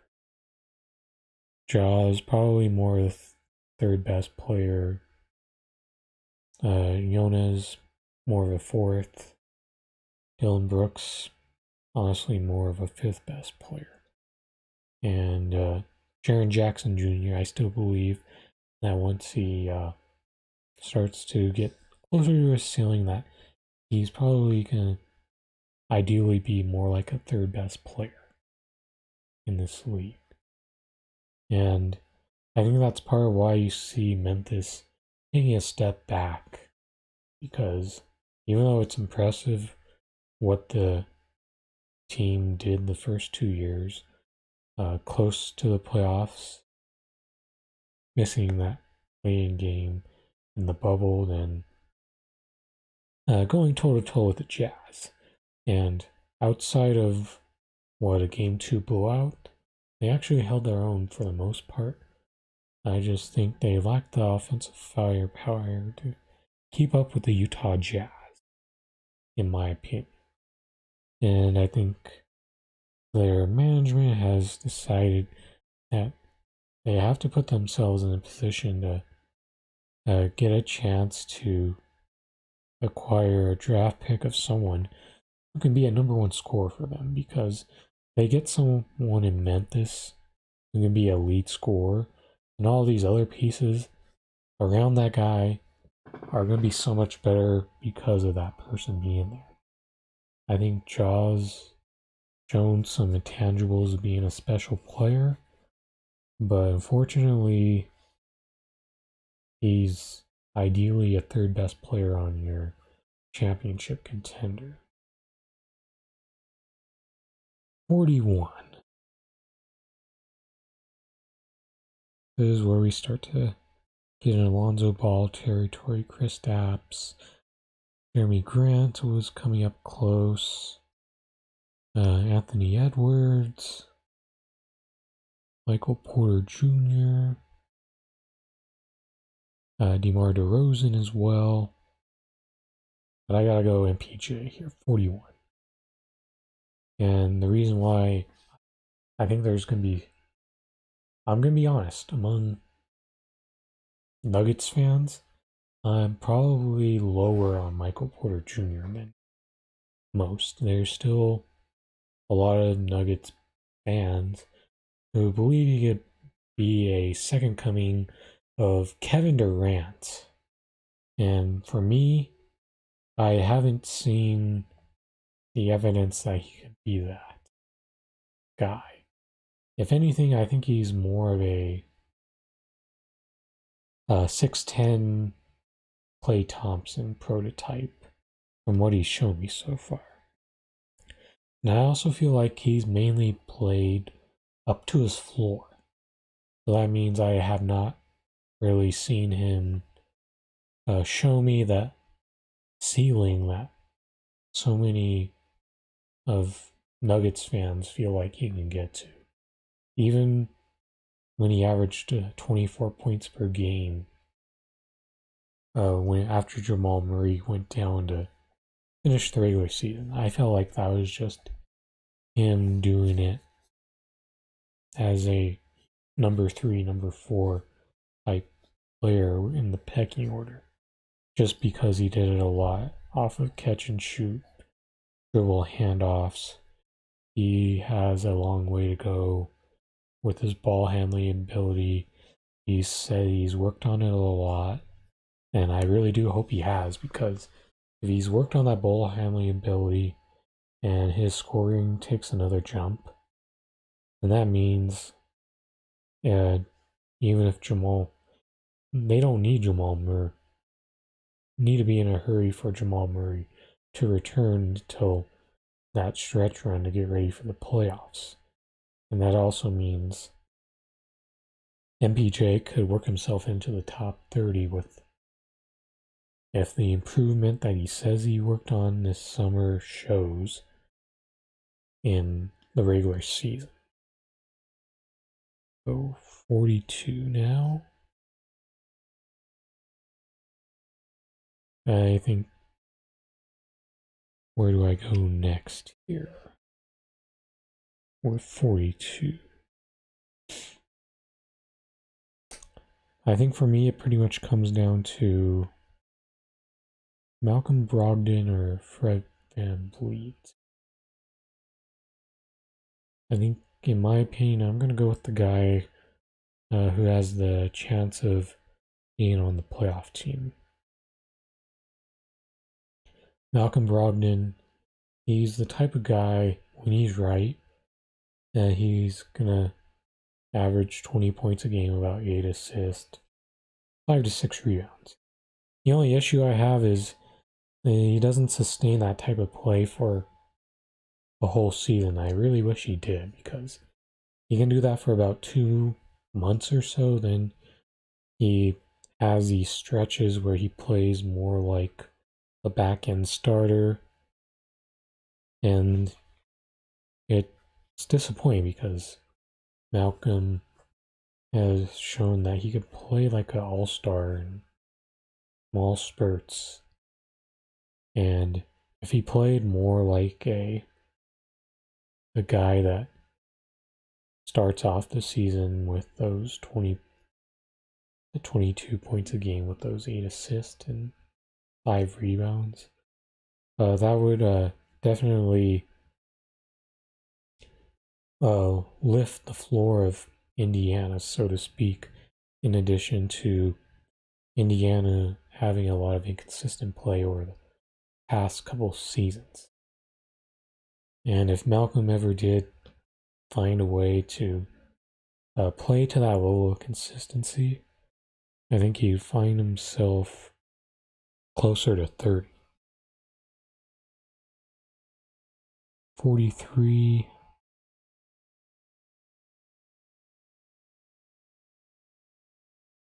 I think this is a good spot for Alonzo Ball. I think there's what we've seen from Lonzo Ball is, I don't think he's truly lived up to the expectations, whether it was with the Lakers or Pelicans. However, he's a pretty good jack of all trades type of guard. I don't think he's a true point guard, and I also don't think he's a clear 2 guard either. However, he's also a guy who could play a bit of 3 as well, with being at 6'6". Even though I think he'd probably be better suited to be a bit stronger, especially given the makeup of the Chicago Bulls. I think that he has made some good strides in improving the shooting form, so he's a better shooter. I don't think he's a guy who will be a true lead playmaker. I think he can trade off with Vucevic, and he's also a pretty decent rebounder. And this run with the Chicago Bulls will really tell me what type of player to expect for the majority of his career. And To me, he seems like a similar Jason Kidd type, except he does it in more of a complementary uh, point guard role rather than a true lead guard. 44. Where do we go next?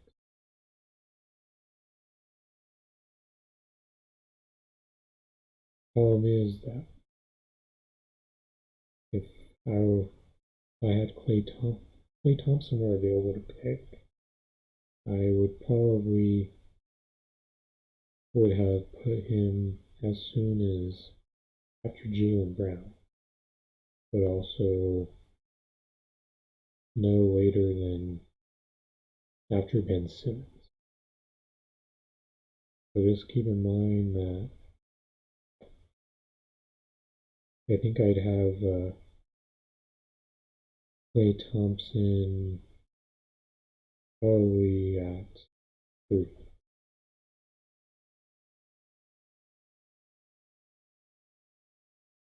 Go back down the list. Fred VanVleet, DeMar DeRozan, Shai. Yeah, I think this is Shai Alexander's the right spot for him. He's really he took a pretty good step having to lead that rebuilding Thunder team. At the same time, it's harder to put him higher just because of the fact that OKC is going to limit his minutes a lot, and he's also going to have a lot of games where he's held out to rest due to the byproduct of a rebuilding situation. I think it's clear that OKC would like for him to be part of their future when they finally are ready to compete for playoff spots once again. But for now, it's hard to put guys higher than this, which are in situations like Shai Alexander is in. And 45. Where do I go here? Yes, Drew Holiday. Pretty crazy how I could have Drew Holiday this low, but there's a reason for it. Drew used to be like mid-20s in my opinion, but he has a different role in the Bucks now, and her role is part of determining my personal ranking.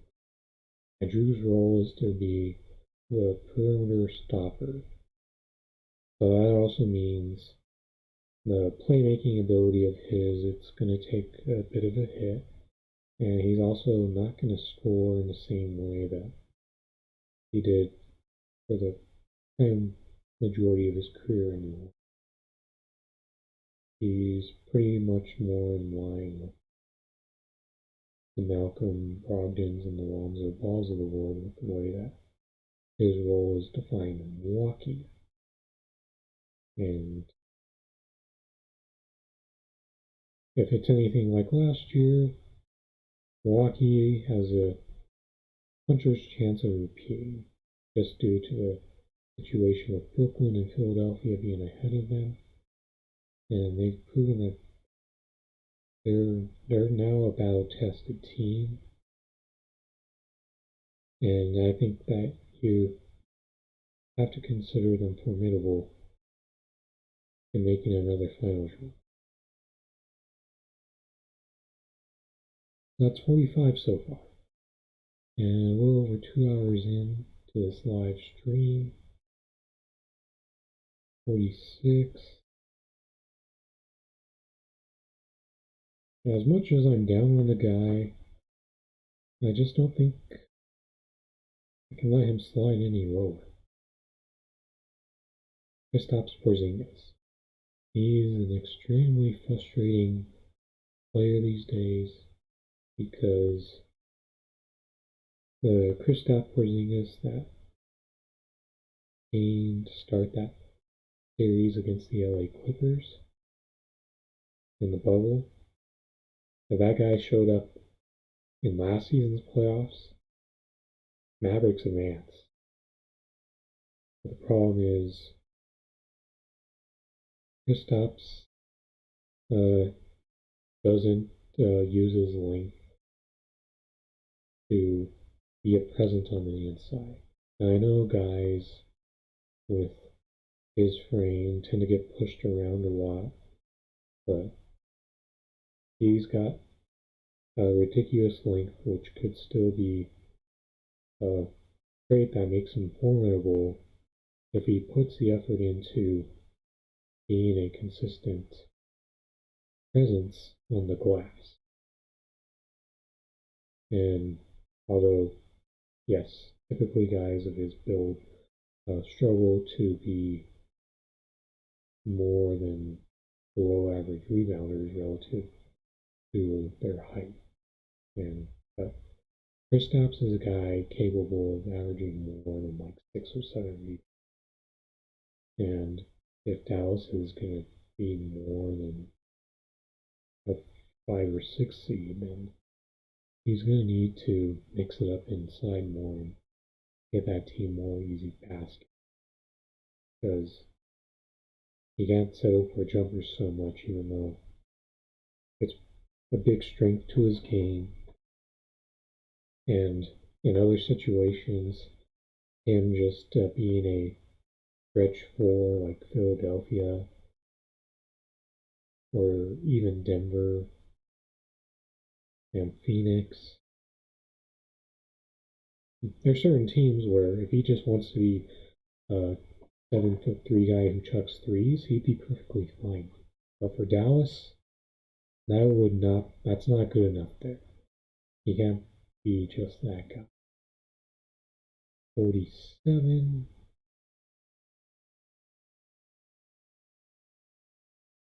I think it's fair to say that this is where I can finally take DeMar DeRozan.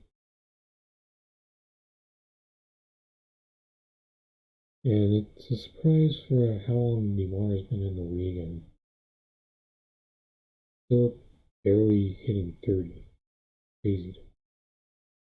And you felt like the last 3 years in San Antonio that he was a guy that about to fall out his prime with the way that things shook and out. But now in Chicago, he doesn't have to be anything more than your third or fourth best player.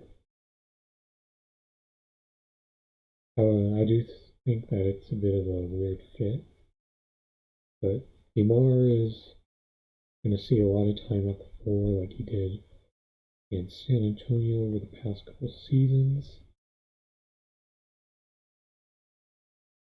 However, I'm not sure how he's going to coexist in this offense just yet, because I think there's two clear guys in the pecking order at the top, and it's up to Lonzo and DeMar to figure out how to coexist after that. And if they figure that out, then Chicago, it's going to help determine how far Chicago goes. 48.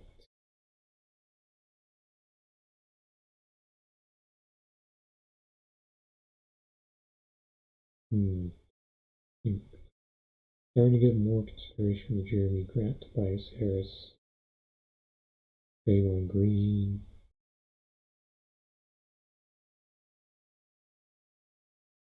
I think Anthony Edwards as well. And I think it's fair to say that I go Draymond Green, 48. You're going to be frustrated with his individual scoring output, but when The Warriors are a competitive team, and Draymond's definitely gonna be a highly impactful player who fills a lot of the tangible factors, uh, get you a few double doubles with rebounds and assists, rack up some steals and blocks.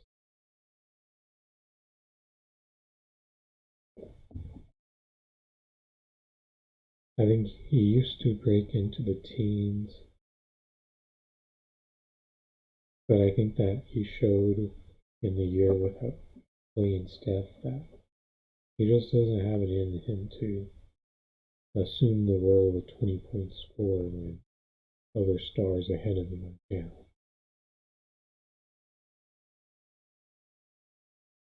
Number 49.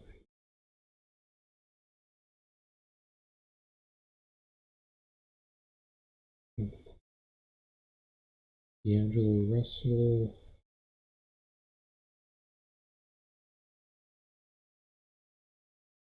Yeah, I think that's probably the best choice to make out of this.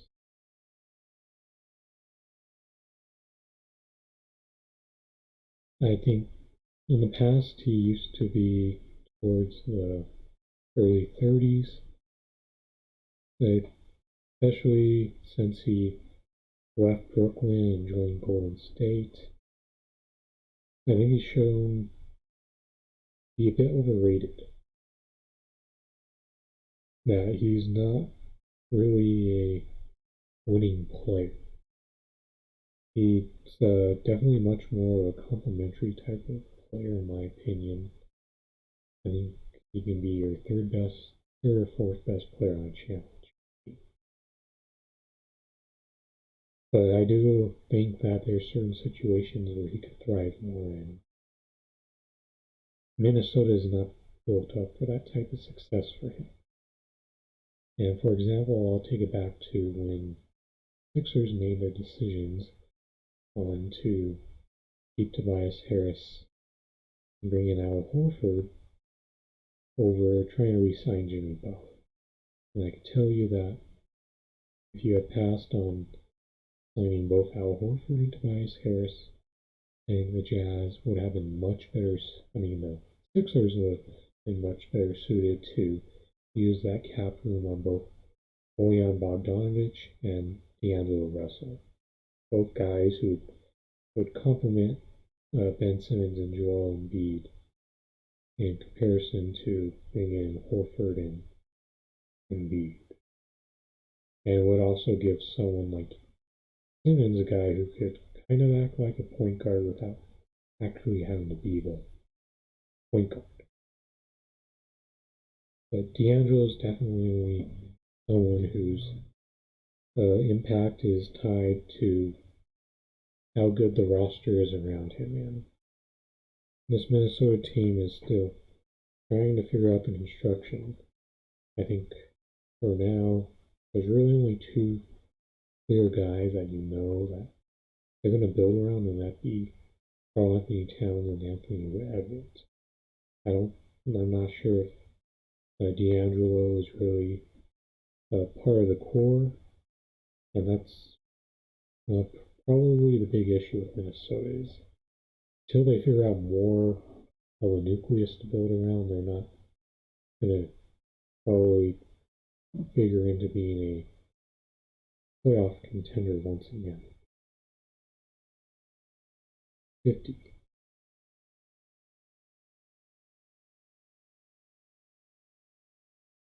Colin Sexton, Jeremy Grant,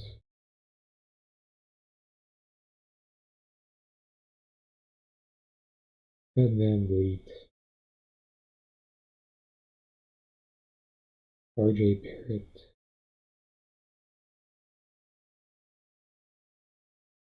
gotta go with, you know what? I'll hold off on Fred. Gotta give Clint Phillips due. Number 50, I think that's in the right ballpark for him. His presence on the Hawks is definitely doesn't get the recognition for it because he's provided a defensive presence that he was very instrumental in that turnaround once they switched to Nate McMillan as coach. And Atlanta, while they were trying to develop, one of the big voids in the roster was figuring out the center position. And they've got a viable center there, even though Flint is limited offensively. You want him there for defensive presence and someone who can catch a lob from Trae Young. And this is why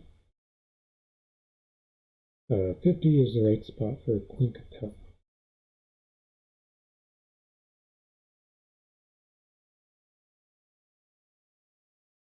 Now I think it's a bit better for Fred VanVleet to come off the board.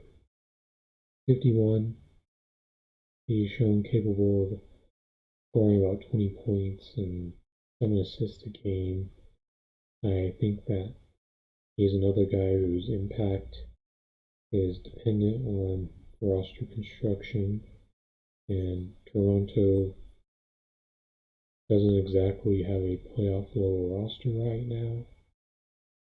And I think that also limits how high you could put Fred, especially being a guy who could, he's on the fringe of being a strength guard, but also someone who probably more ideal as a sixth man at the same time.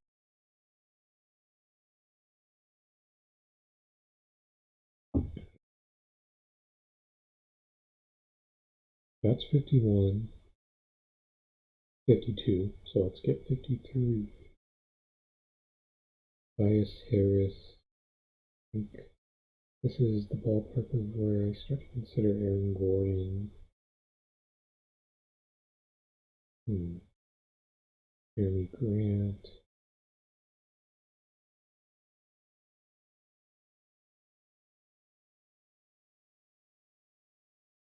Just going to come down to preference here, and I prefer Jeremy Grant more than Tobias Harris.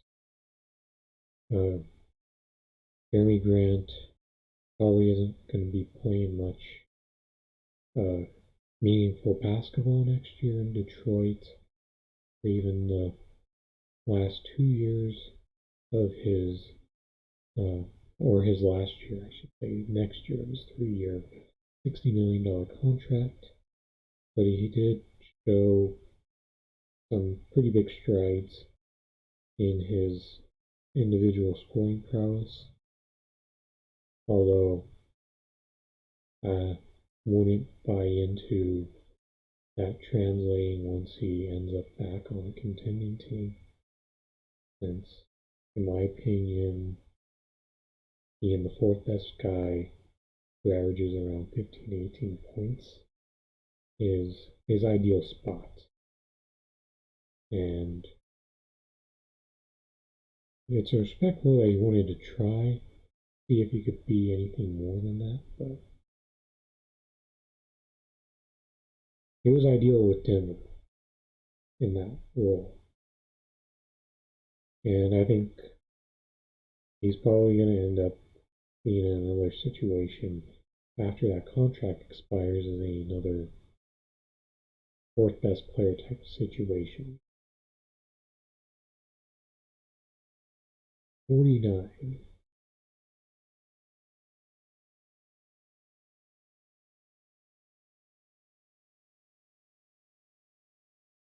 The 49 on Sexton. Yeah, let's go to Tobias.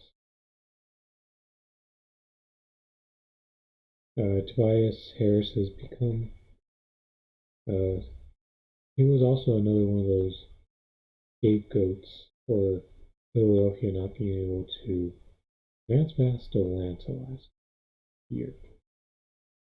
And a big part of that was, I think he had a really bad shooting game in game 5, specifically the one where they blew that big 20 27-point lead to the Hawks. His poor shooting stood out in that game, especially the multitude of blown layups. He's always kind of been a guy who's probably had too big of a role to assume. He gets paid kind of like a number 2 player in some regards. Number 3, so Tobias Harris is probably someone who's better suited as your 4th best player, or a situation where his success is not as critical to your team's ability to win a playoff series.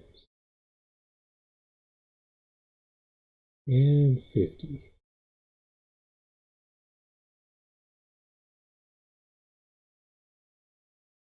Aaron Gordon. Just recently came to knowledge that Aaron finished out the season in Denver with a bad ankle that never really got fully right. And that's probably why Aaron had a lot of games where he struggled offensively. In addition to the fact that we thought that he was going to have a better adjust transition to fitting with Nikola Jokic, especially since he already played with a similar center with Vooch. However, it's encouraging that Jermichael Green is saying that his three-pointer is coming around. He's shooting with more confidence. And if his ankle's healthy, then he's going to be in a position for one of his best seasons.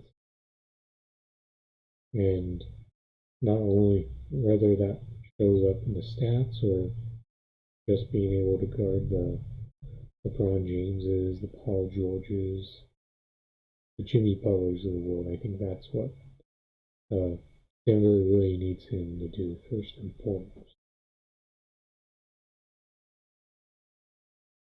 How much longer do I want to go?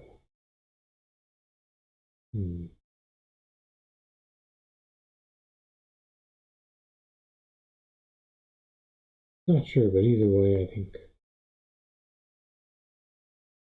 Anthony Edwards probably gonna see Ant play more consistently in year 2 than year 1.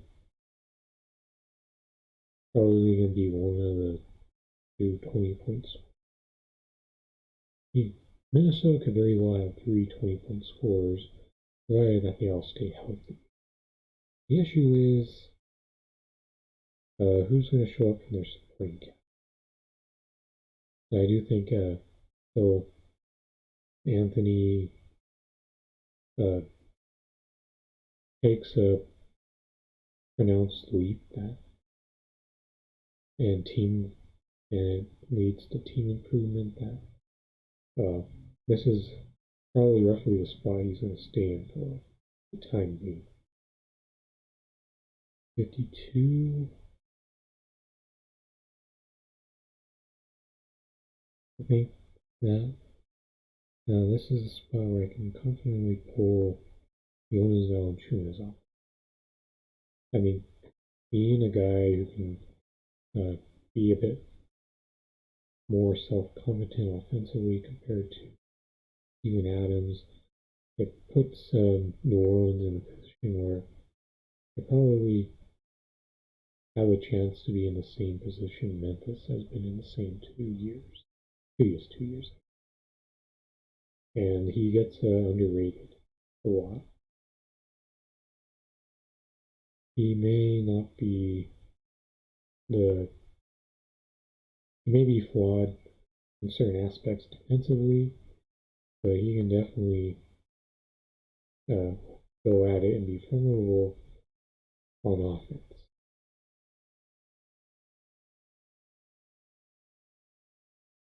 53.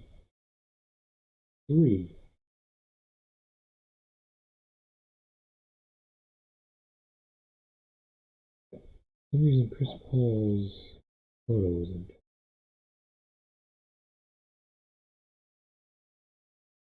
Aaron Jackson, no. Malik Beasley. DeJounte Murray. DeAndre. Wait.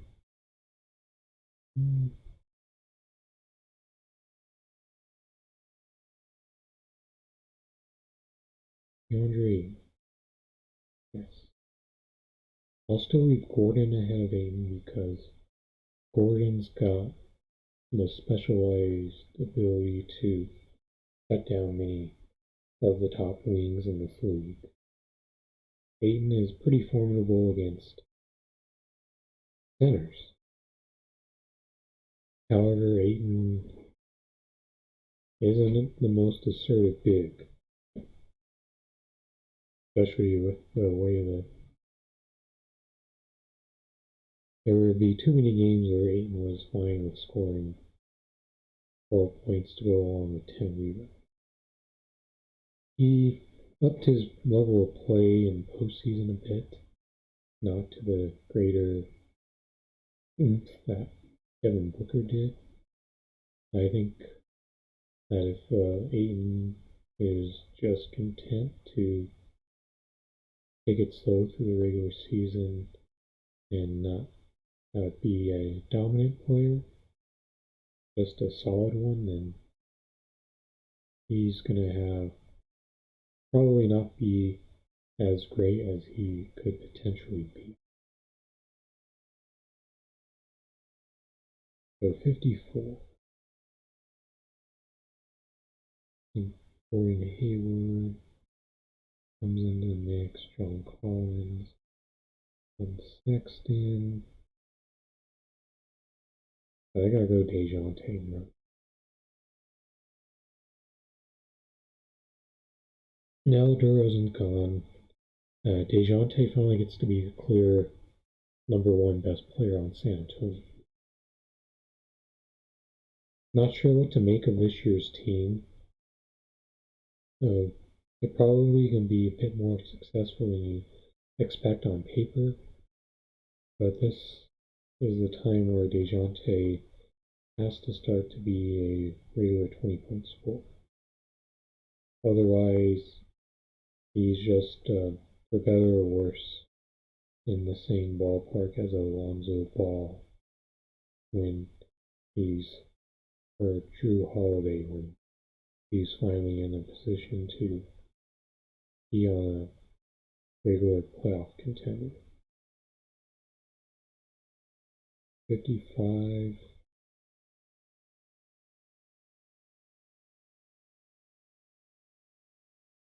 Mike Conley, Bojan Bogdanovic,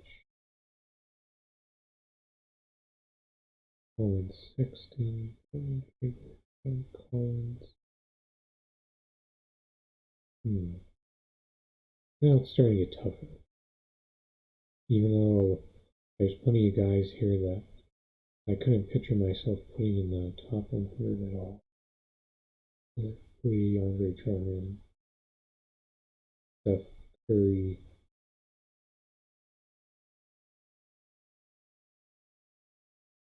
So let's go.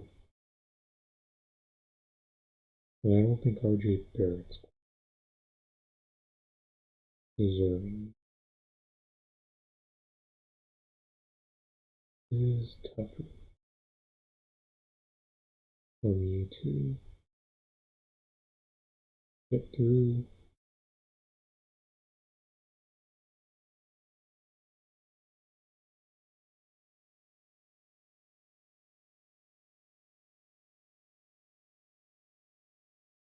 John Collins,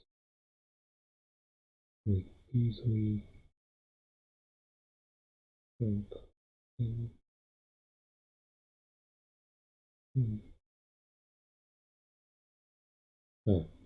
Yeah, gotta go. Even though I do feel like this is still slightly high, Colin Sexton, he's established himself as a pretty big-time scorer. Thing is, probably not going to translate to a lot of success on the way this Cavs roster is constructed right now. I mean, they're starting to get back on the right track, but at the same time, there could be a point where Darius Garland takes over, so to speak, and he's one of those guys who I feel should be on this, who I should have the ability to select for this.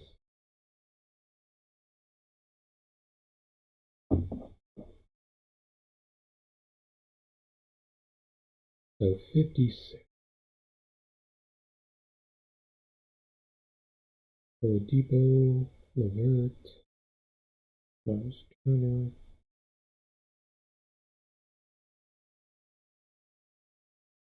Gotta go somewhere.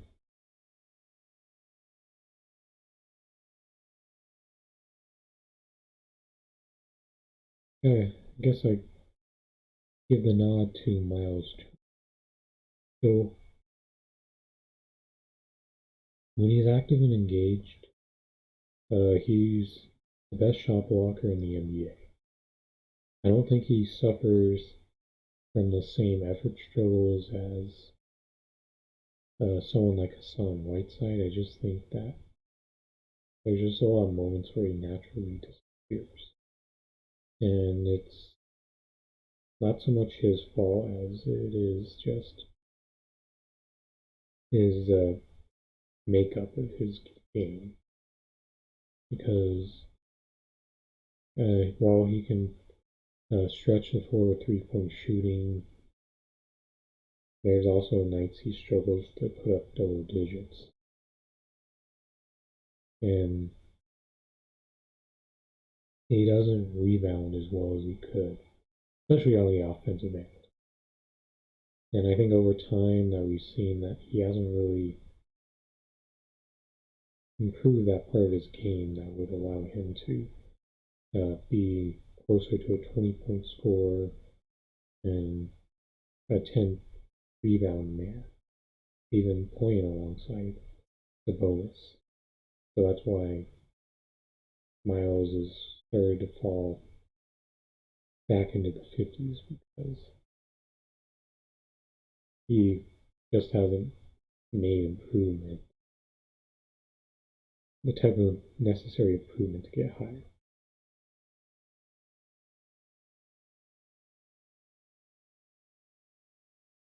This is getting harder because there's a lot of guys here that I feel don't deserve to be in this range.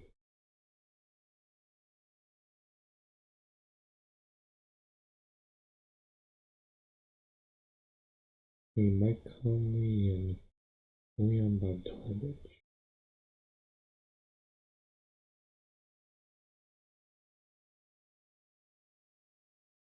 Gotta go Mike Conley.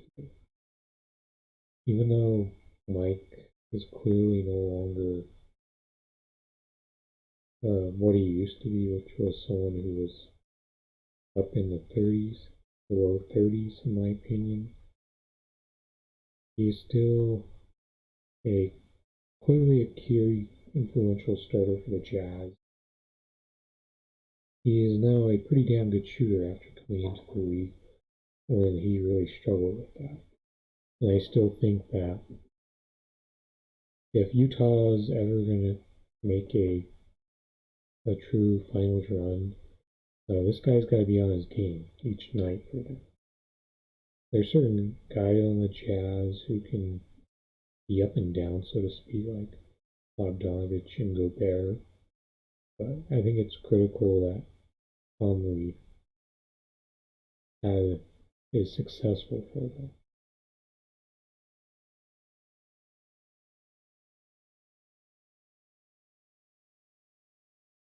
$58.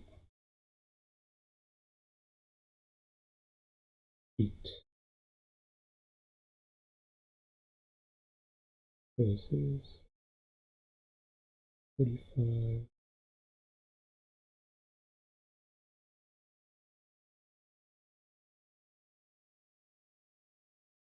54. Oh, 62. Wow. Quite a bit off.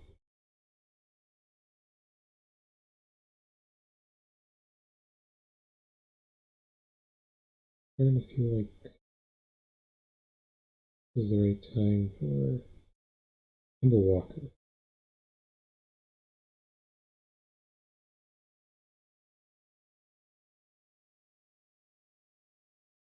At 62. I think Kemba, if he can stay healthy this year, he can have a nice bounce back year with the New York Knicks. They could badly use his outside shooting to help open things up on the floor for RJ Barrett and Julius Randle. Because they still got a lot of guys who aren't really good outside shooters. But that guard rotation is going to be interesting, I think, because he's also going to be in the mix with Derrick Rose and Emmanuel Quickly. 63.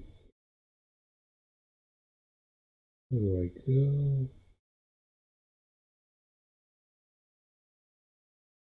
With that.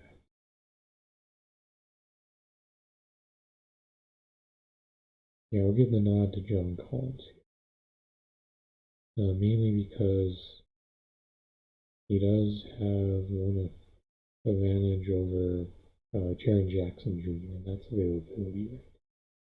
Even though John is someone who could probably be a 20+ scorer on a bad team, I think that with Atlanta, he's probably in the right role where he's like the fourth option, especially with the guards that surround him.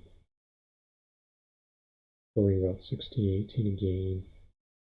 John has made some decent progress defensively because he used to be more of a pushover on that end when he first came into the league, and now he's starting to have that influence rubbed off him from Clint Capella. I think I'll go about one more row here.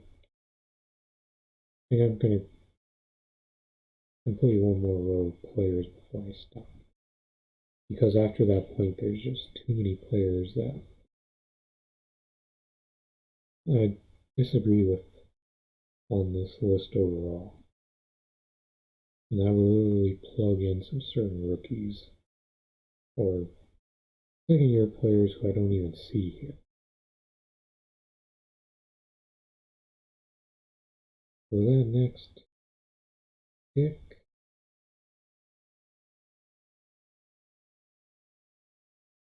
Horace Levert, Christian Wood,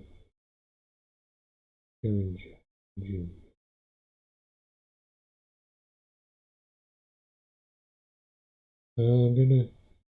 I gotta go healthy. Christian Wood, a nice solid 20-point per game score. The main flaw with him is he doesn't have the physicality to bang with stronger bigs in this league. A guy who doesn't rebound as well as he could either.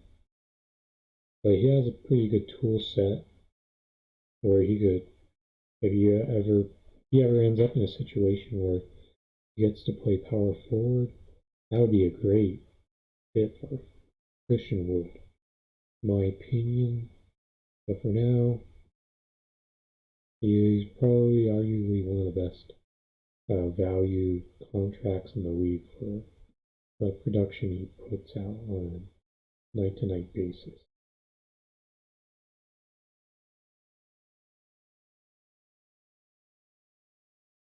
Jaren Jackson still someone I have in mind. RJ Barrett. Gordon Hayward is just a guy now. To me,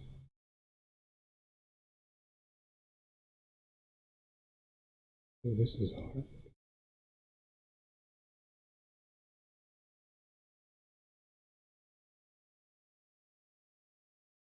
very tough.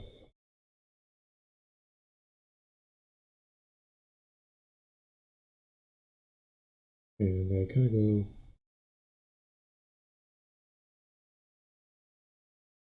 I still think RJ Barrett probably has the highest possible ceiling of the guys I see here in this photo on this list.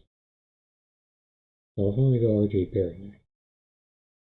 He's a solid scorer for the Knicks. The only issue with him is he just doesn't possess a lot of three-point range, and he's also not a overly assertive guy, but a very good complementary piece. Has the potential to be a decent defender as well.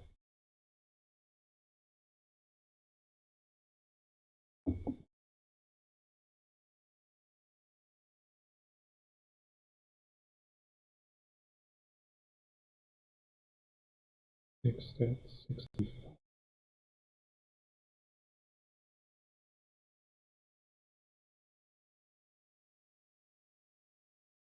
And this is where I finally get to feel comfortable putting Jaren Jackson. He's had two very injury-filled seasons. We don't really know what his full potential is just yet. He's not the best. He does have a similar problem to Ja Morant, given that they're both guys capable of putting 20 points up on certain nights, but there's also nights where the efficiency just isn't there for the consistency for that scoring out. And plus that awkward form on Jackson's shot does pose a challenge to his offensive game. I think that also, while he has a great length, he doesn't have the strength yet to bang with stronger bigs.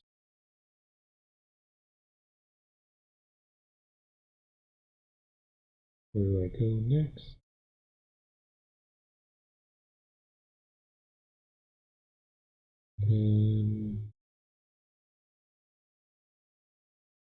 Victor Oladipo is probably getting close to consideration. I think that's where I'll go.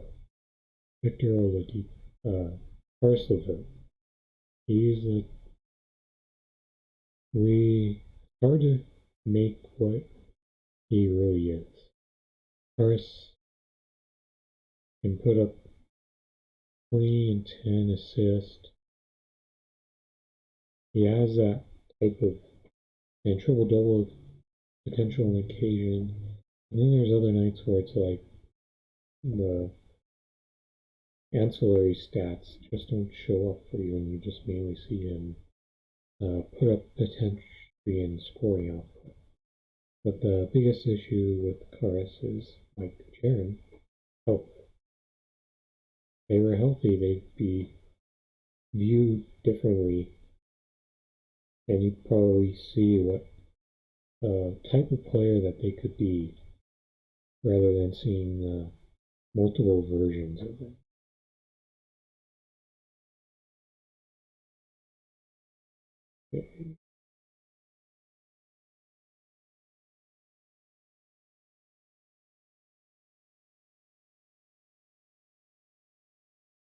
So 67.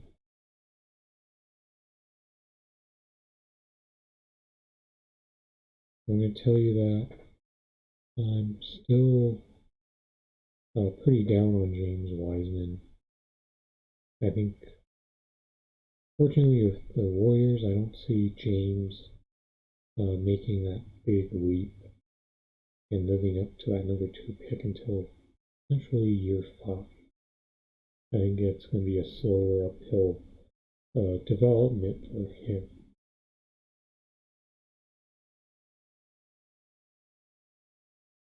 And where do I go next?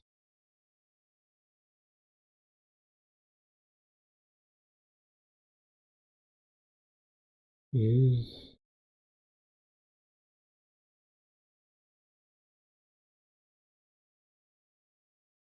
probably Al Horford. Even though Al Horford is getting up there in his mid-30s, I still think in the right situation like Boston, he could still be close to his usual self that he has shown throughout the majority of his career, like 17 points and 9 rebounds and KC has shown that he is still more than a serviceable big and that he can be the starter in certain situations. I just think that because it was such a rebounding situation that OKC really didn't have a plan for him, especially after letting him sit out after the trade deadline.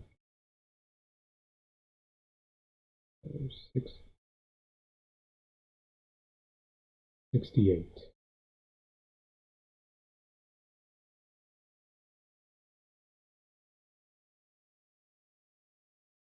The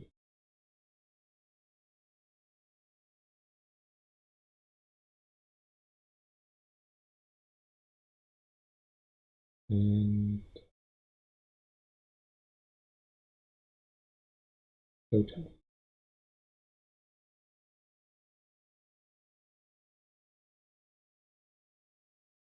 I think Kelly Gray. That his year in Golden State really took a hit on stock. He went from being a guy who could probably have gotten 20 million per year on the market to having to settle for that 2-year, $26 million deal with the Hornets. And I do think that's a pretty good fit for him. And I think it was good because the Hornets improved their size profile. I think times that they were played too small. And Oubre, if he has the bounce back and is more like what he's shown in Phoenix, then this is a great spot for him to be a fourth best player on a contending team. I just got to get through 3 more. I'm only going to get 3 more of these for the way.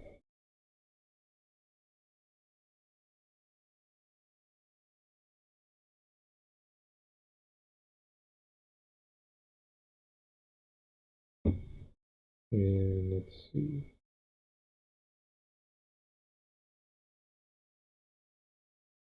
I feel like it's finally time to recognize Mikal Bridges. One of the glue pieces to the Suns team, who honestly was probably one of the biggest influences in allowing everyone to not have to uh, put out their 8, 9, and 10 level performances and allowing the other 3 guys ahead of them in the starting lineup to put up like 6 out of, or 7 out of 10 type performances a lot. And it's because of the defensive versatility that makes Mikal Bridges instrumental to the Suns' improvement. Although Mikal is best suited to guard positions 2 through 3, he held his own with LeBron, even though he's probably not quite strong enough for a healthy LeBron, but he's definitely one of the top group players we have in the NBA.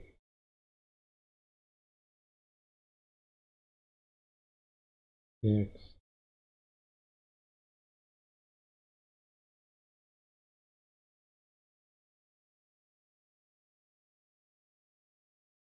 2 more.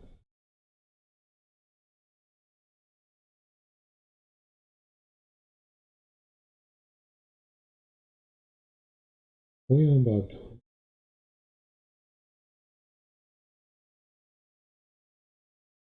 Big shooting year last year for Utah, even though he probably could have scored more if needed to, but the system is great fit for him. He also is a bit of an underrated defender, even though when you play with Rudy Gobert, what you do defensively flies under the radar a lot. But this is the right spot for him, and yes, he does. And I think in Utah, even though you'd like a better second or third best player around Donovan Mitchell, Bojan is definitely very ideal as the fourth best player there. And this is going to be my last one. When I look at being shown, I feel like right now is a lot of high-level role player starters.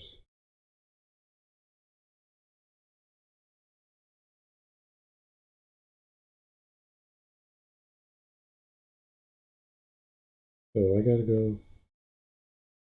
I think this is finally where I feel more comfortable with Marcus Smart. One of the best defenders we got in the NBA. Only problem is, I think that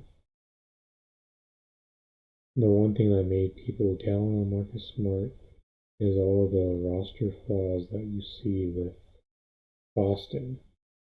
If Boston had a more complete filled out roster, I think you would see more what he does more appreciated rather than fixating on his shortcomings, such as his inconsistent shots and inconsistent playmaking abilities.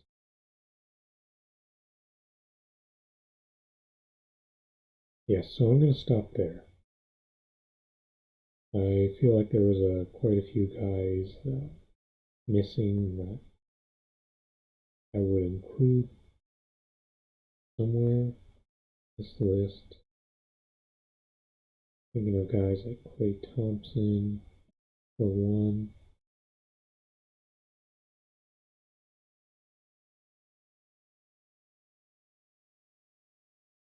That was the main example of a guy I feel was missing from this.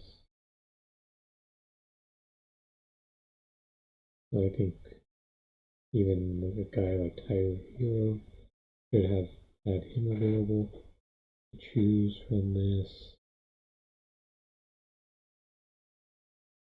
So it's tough. Will Barton, should be able to have him included. Who else do I? Darius Garland, I believe that should have been able. This list should have included Darius Garland. Where else do I want to go with that?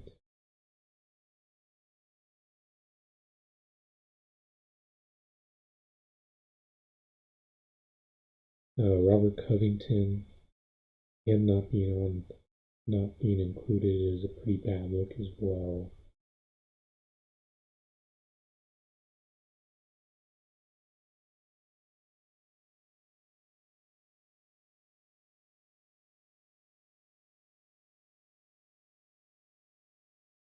And I suppose Reggie Jackson, Terrence Mann, I think those guys got omitted from this. I would have started to rank those guys shortly. Jared Allen is another example.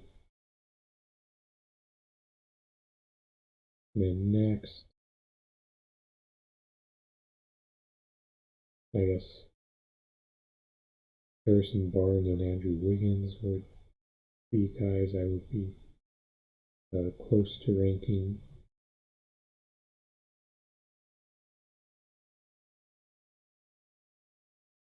I'll just throw Harrison right now. I don't care about these sections here. I just care about making it in proper order, so to speak. I think Gordon Hayward is more important to the Hornets than Terry Rozier when healthy.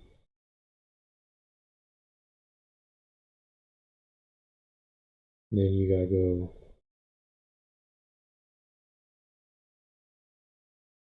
and Victor Oladipo. Hard to make what you're gonna get from him. Coming back from injury, but he's gotta be included.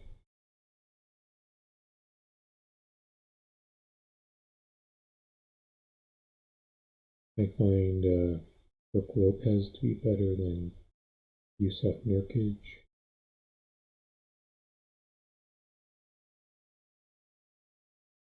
However, I still think Nurkic is better than what you're going to get from Steven Adams this year. Richaun Holmes. I think you've pretty much seen what you're going to get from Richaun. And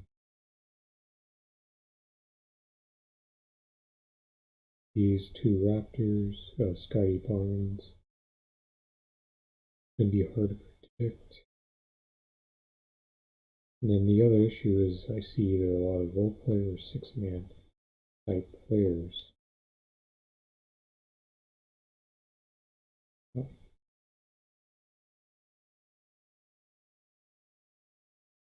I should probably put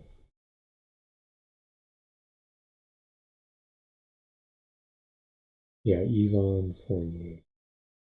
I think if both Hayward and Fournier are right, I think Hayward's a bit better. Going down the list, so that's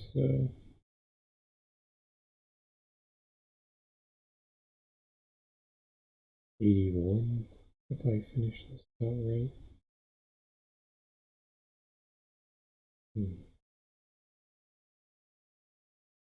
Bogdanovich.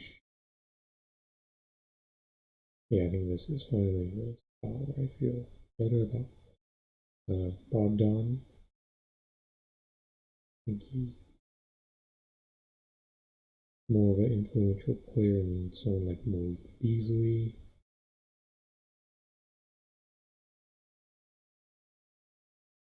And Buddy Hield as well. And when you look at the guard I have left, Terry probably can be more consistent than Rose, Dragic, and Schroeder.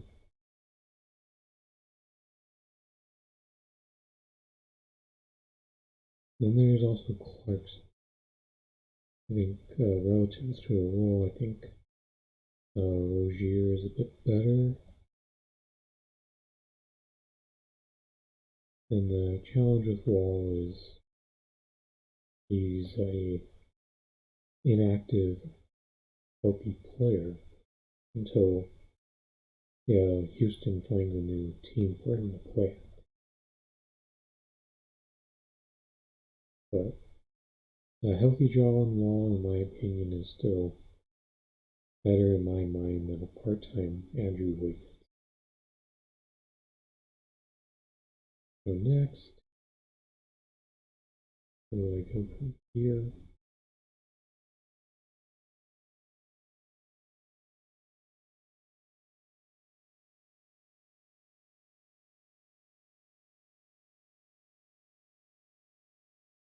I think Malik Beasley, I think he's a bit more of a dynamic player than Joe Harris.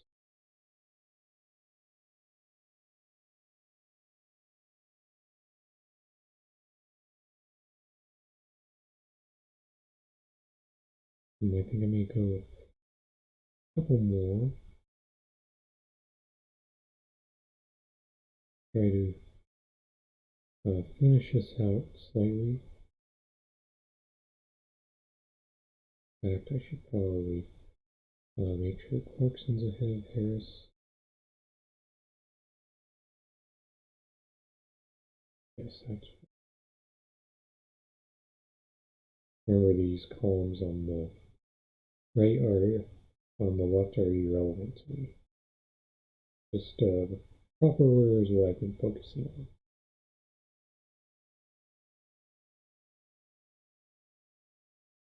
And I think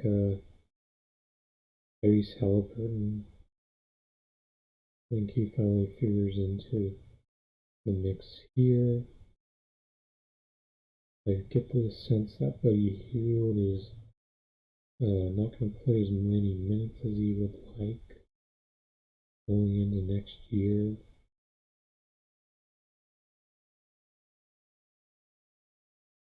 The John Wall placeholder spot, part-time Wiggins placeholder spots.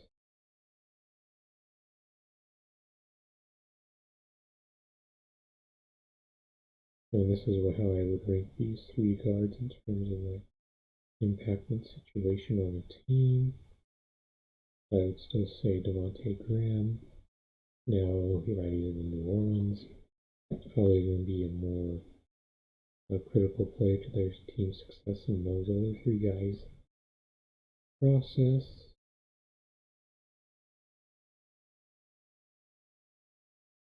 Rose, Hooter. Then I'll give Reddish a nod over DiVincenzo.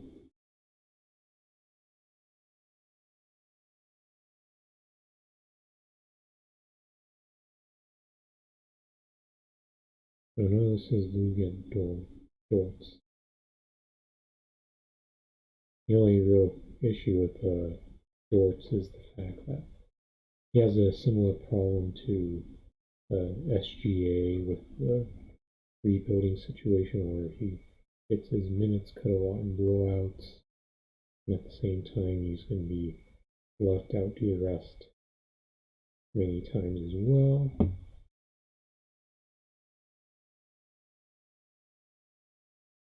Then I'll go Holmes.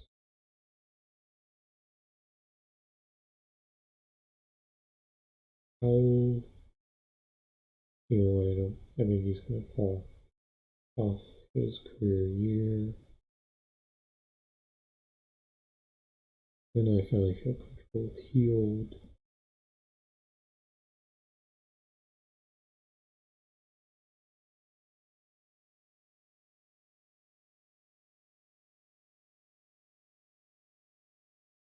Nurkic, I guess.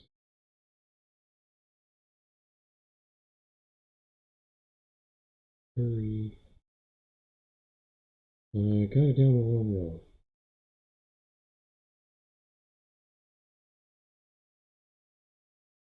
But I still think Markkanen is a higher floor guy than Mitchell Robinson, who I do think is definitely a couple years ahead of Wiseman. And then I'll finally put down Gary Trent. There's several players that I think this list really left out. I think this is as all good. So there you have it. Pretty much everything was right up until the mid-50s. After that, the list kind of fell apart due to certain players not being available to be added. So this is what I got for my top NBA players the next season.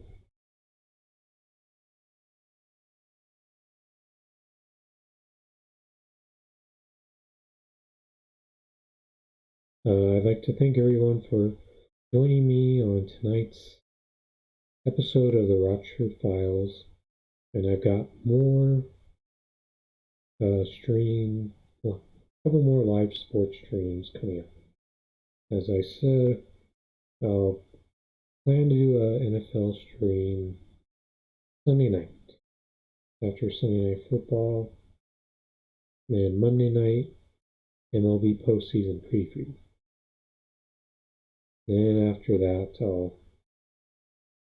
then it probably won't be until about sometime after about a week and a half when I start to try to provide more consistent political coverage. I've fallen off due to life changes that are going on, which I've had to focus more on other things. But I think even though I'll be moving out soon to back into Denver, so I'll be out of Thornton in another week or so. So my time out of the city of Denver will be a short-lived 6 months. Just so y'all know, even though I say I'll be out of Thornton soon, and once I get other things settled in my life, it'll be easier for me to find a more consistent routine with providing content on the Rochford Files. Because my primary goal is to make sure I provide independent left political coverage while doing some extra sports streams on the side, because those are two of the main points of interest of coverage I have. And yeah, and one thing I will work into the mix as well is more tier maker lists. Even on stuff like candy or pizza, I think, or burgers, I could do more of that as well to fill the void of content going forward.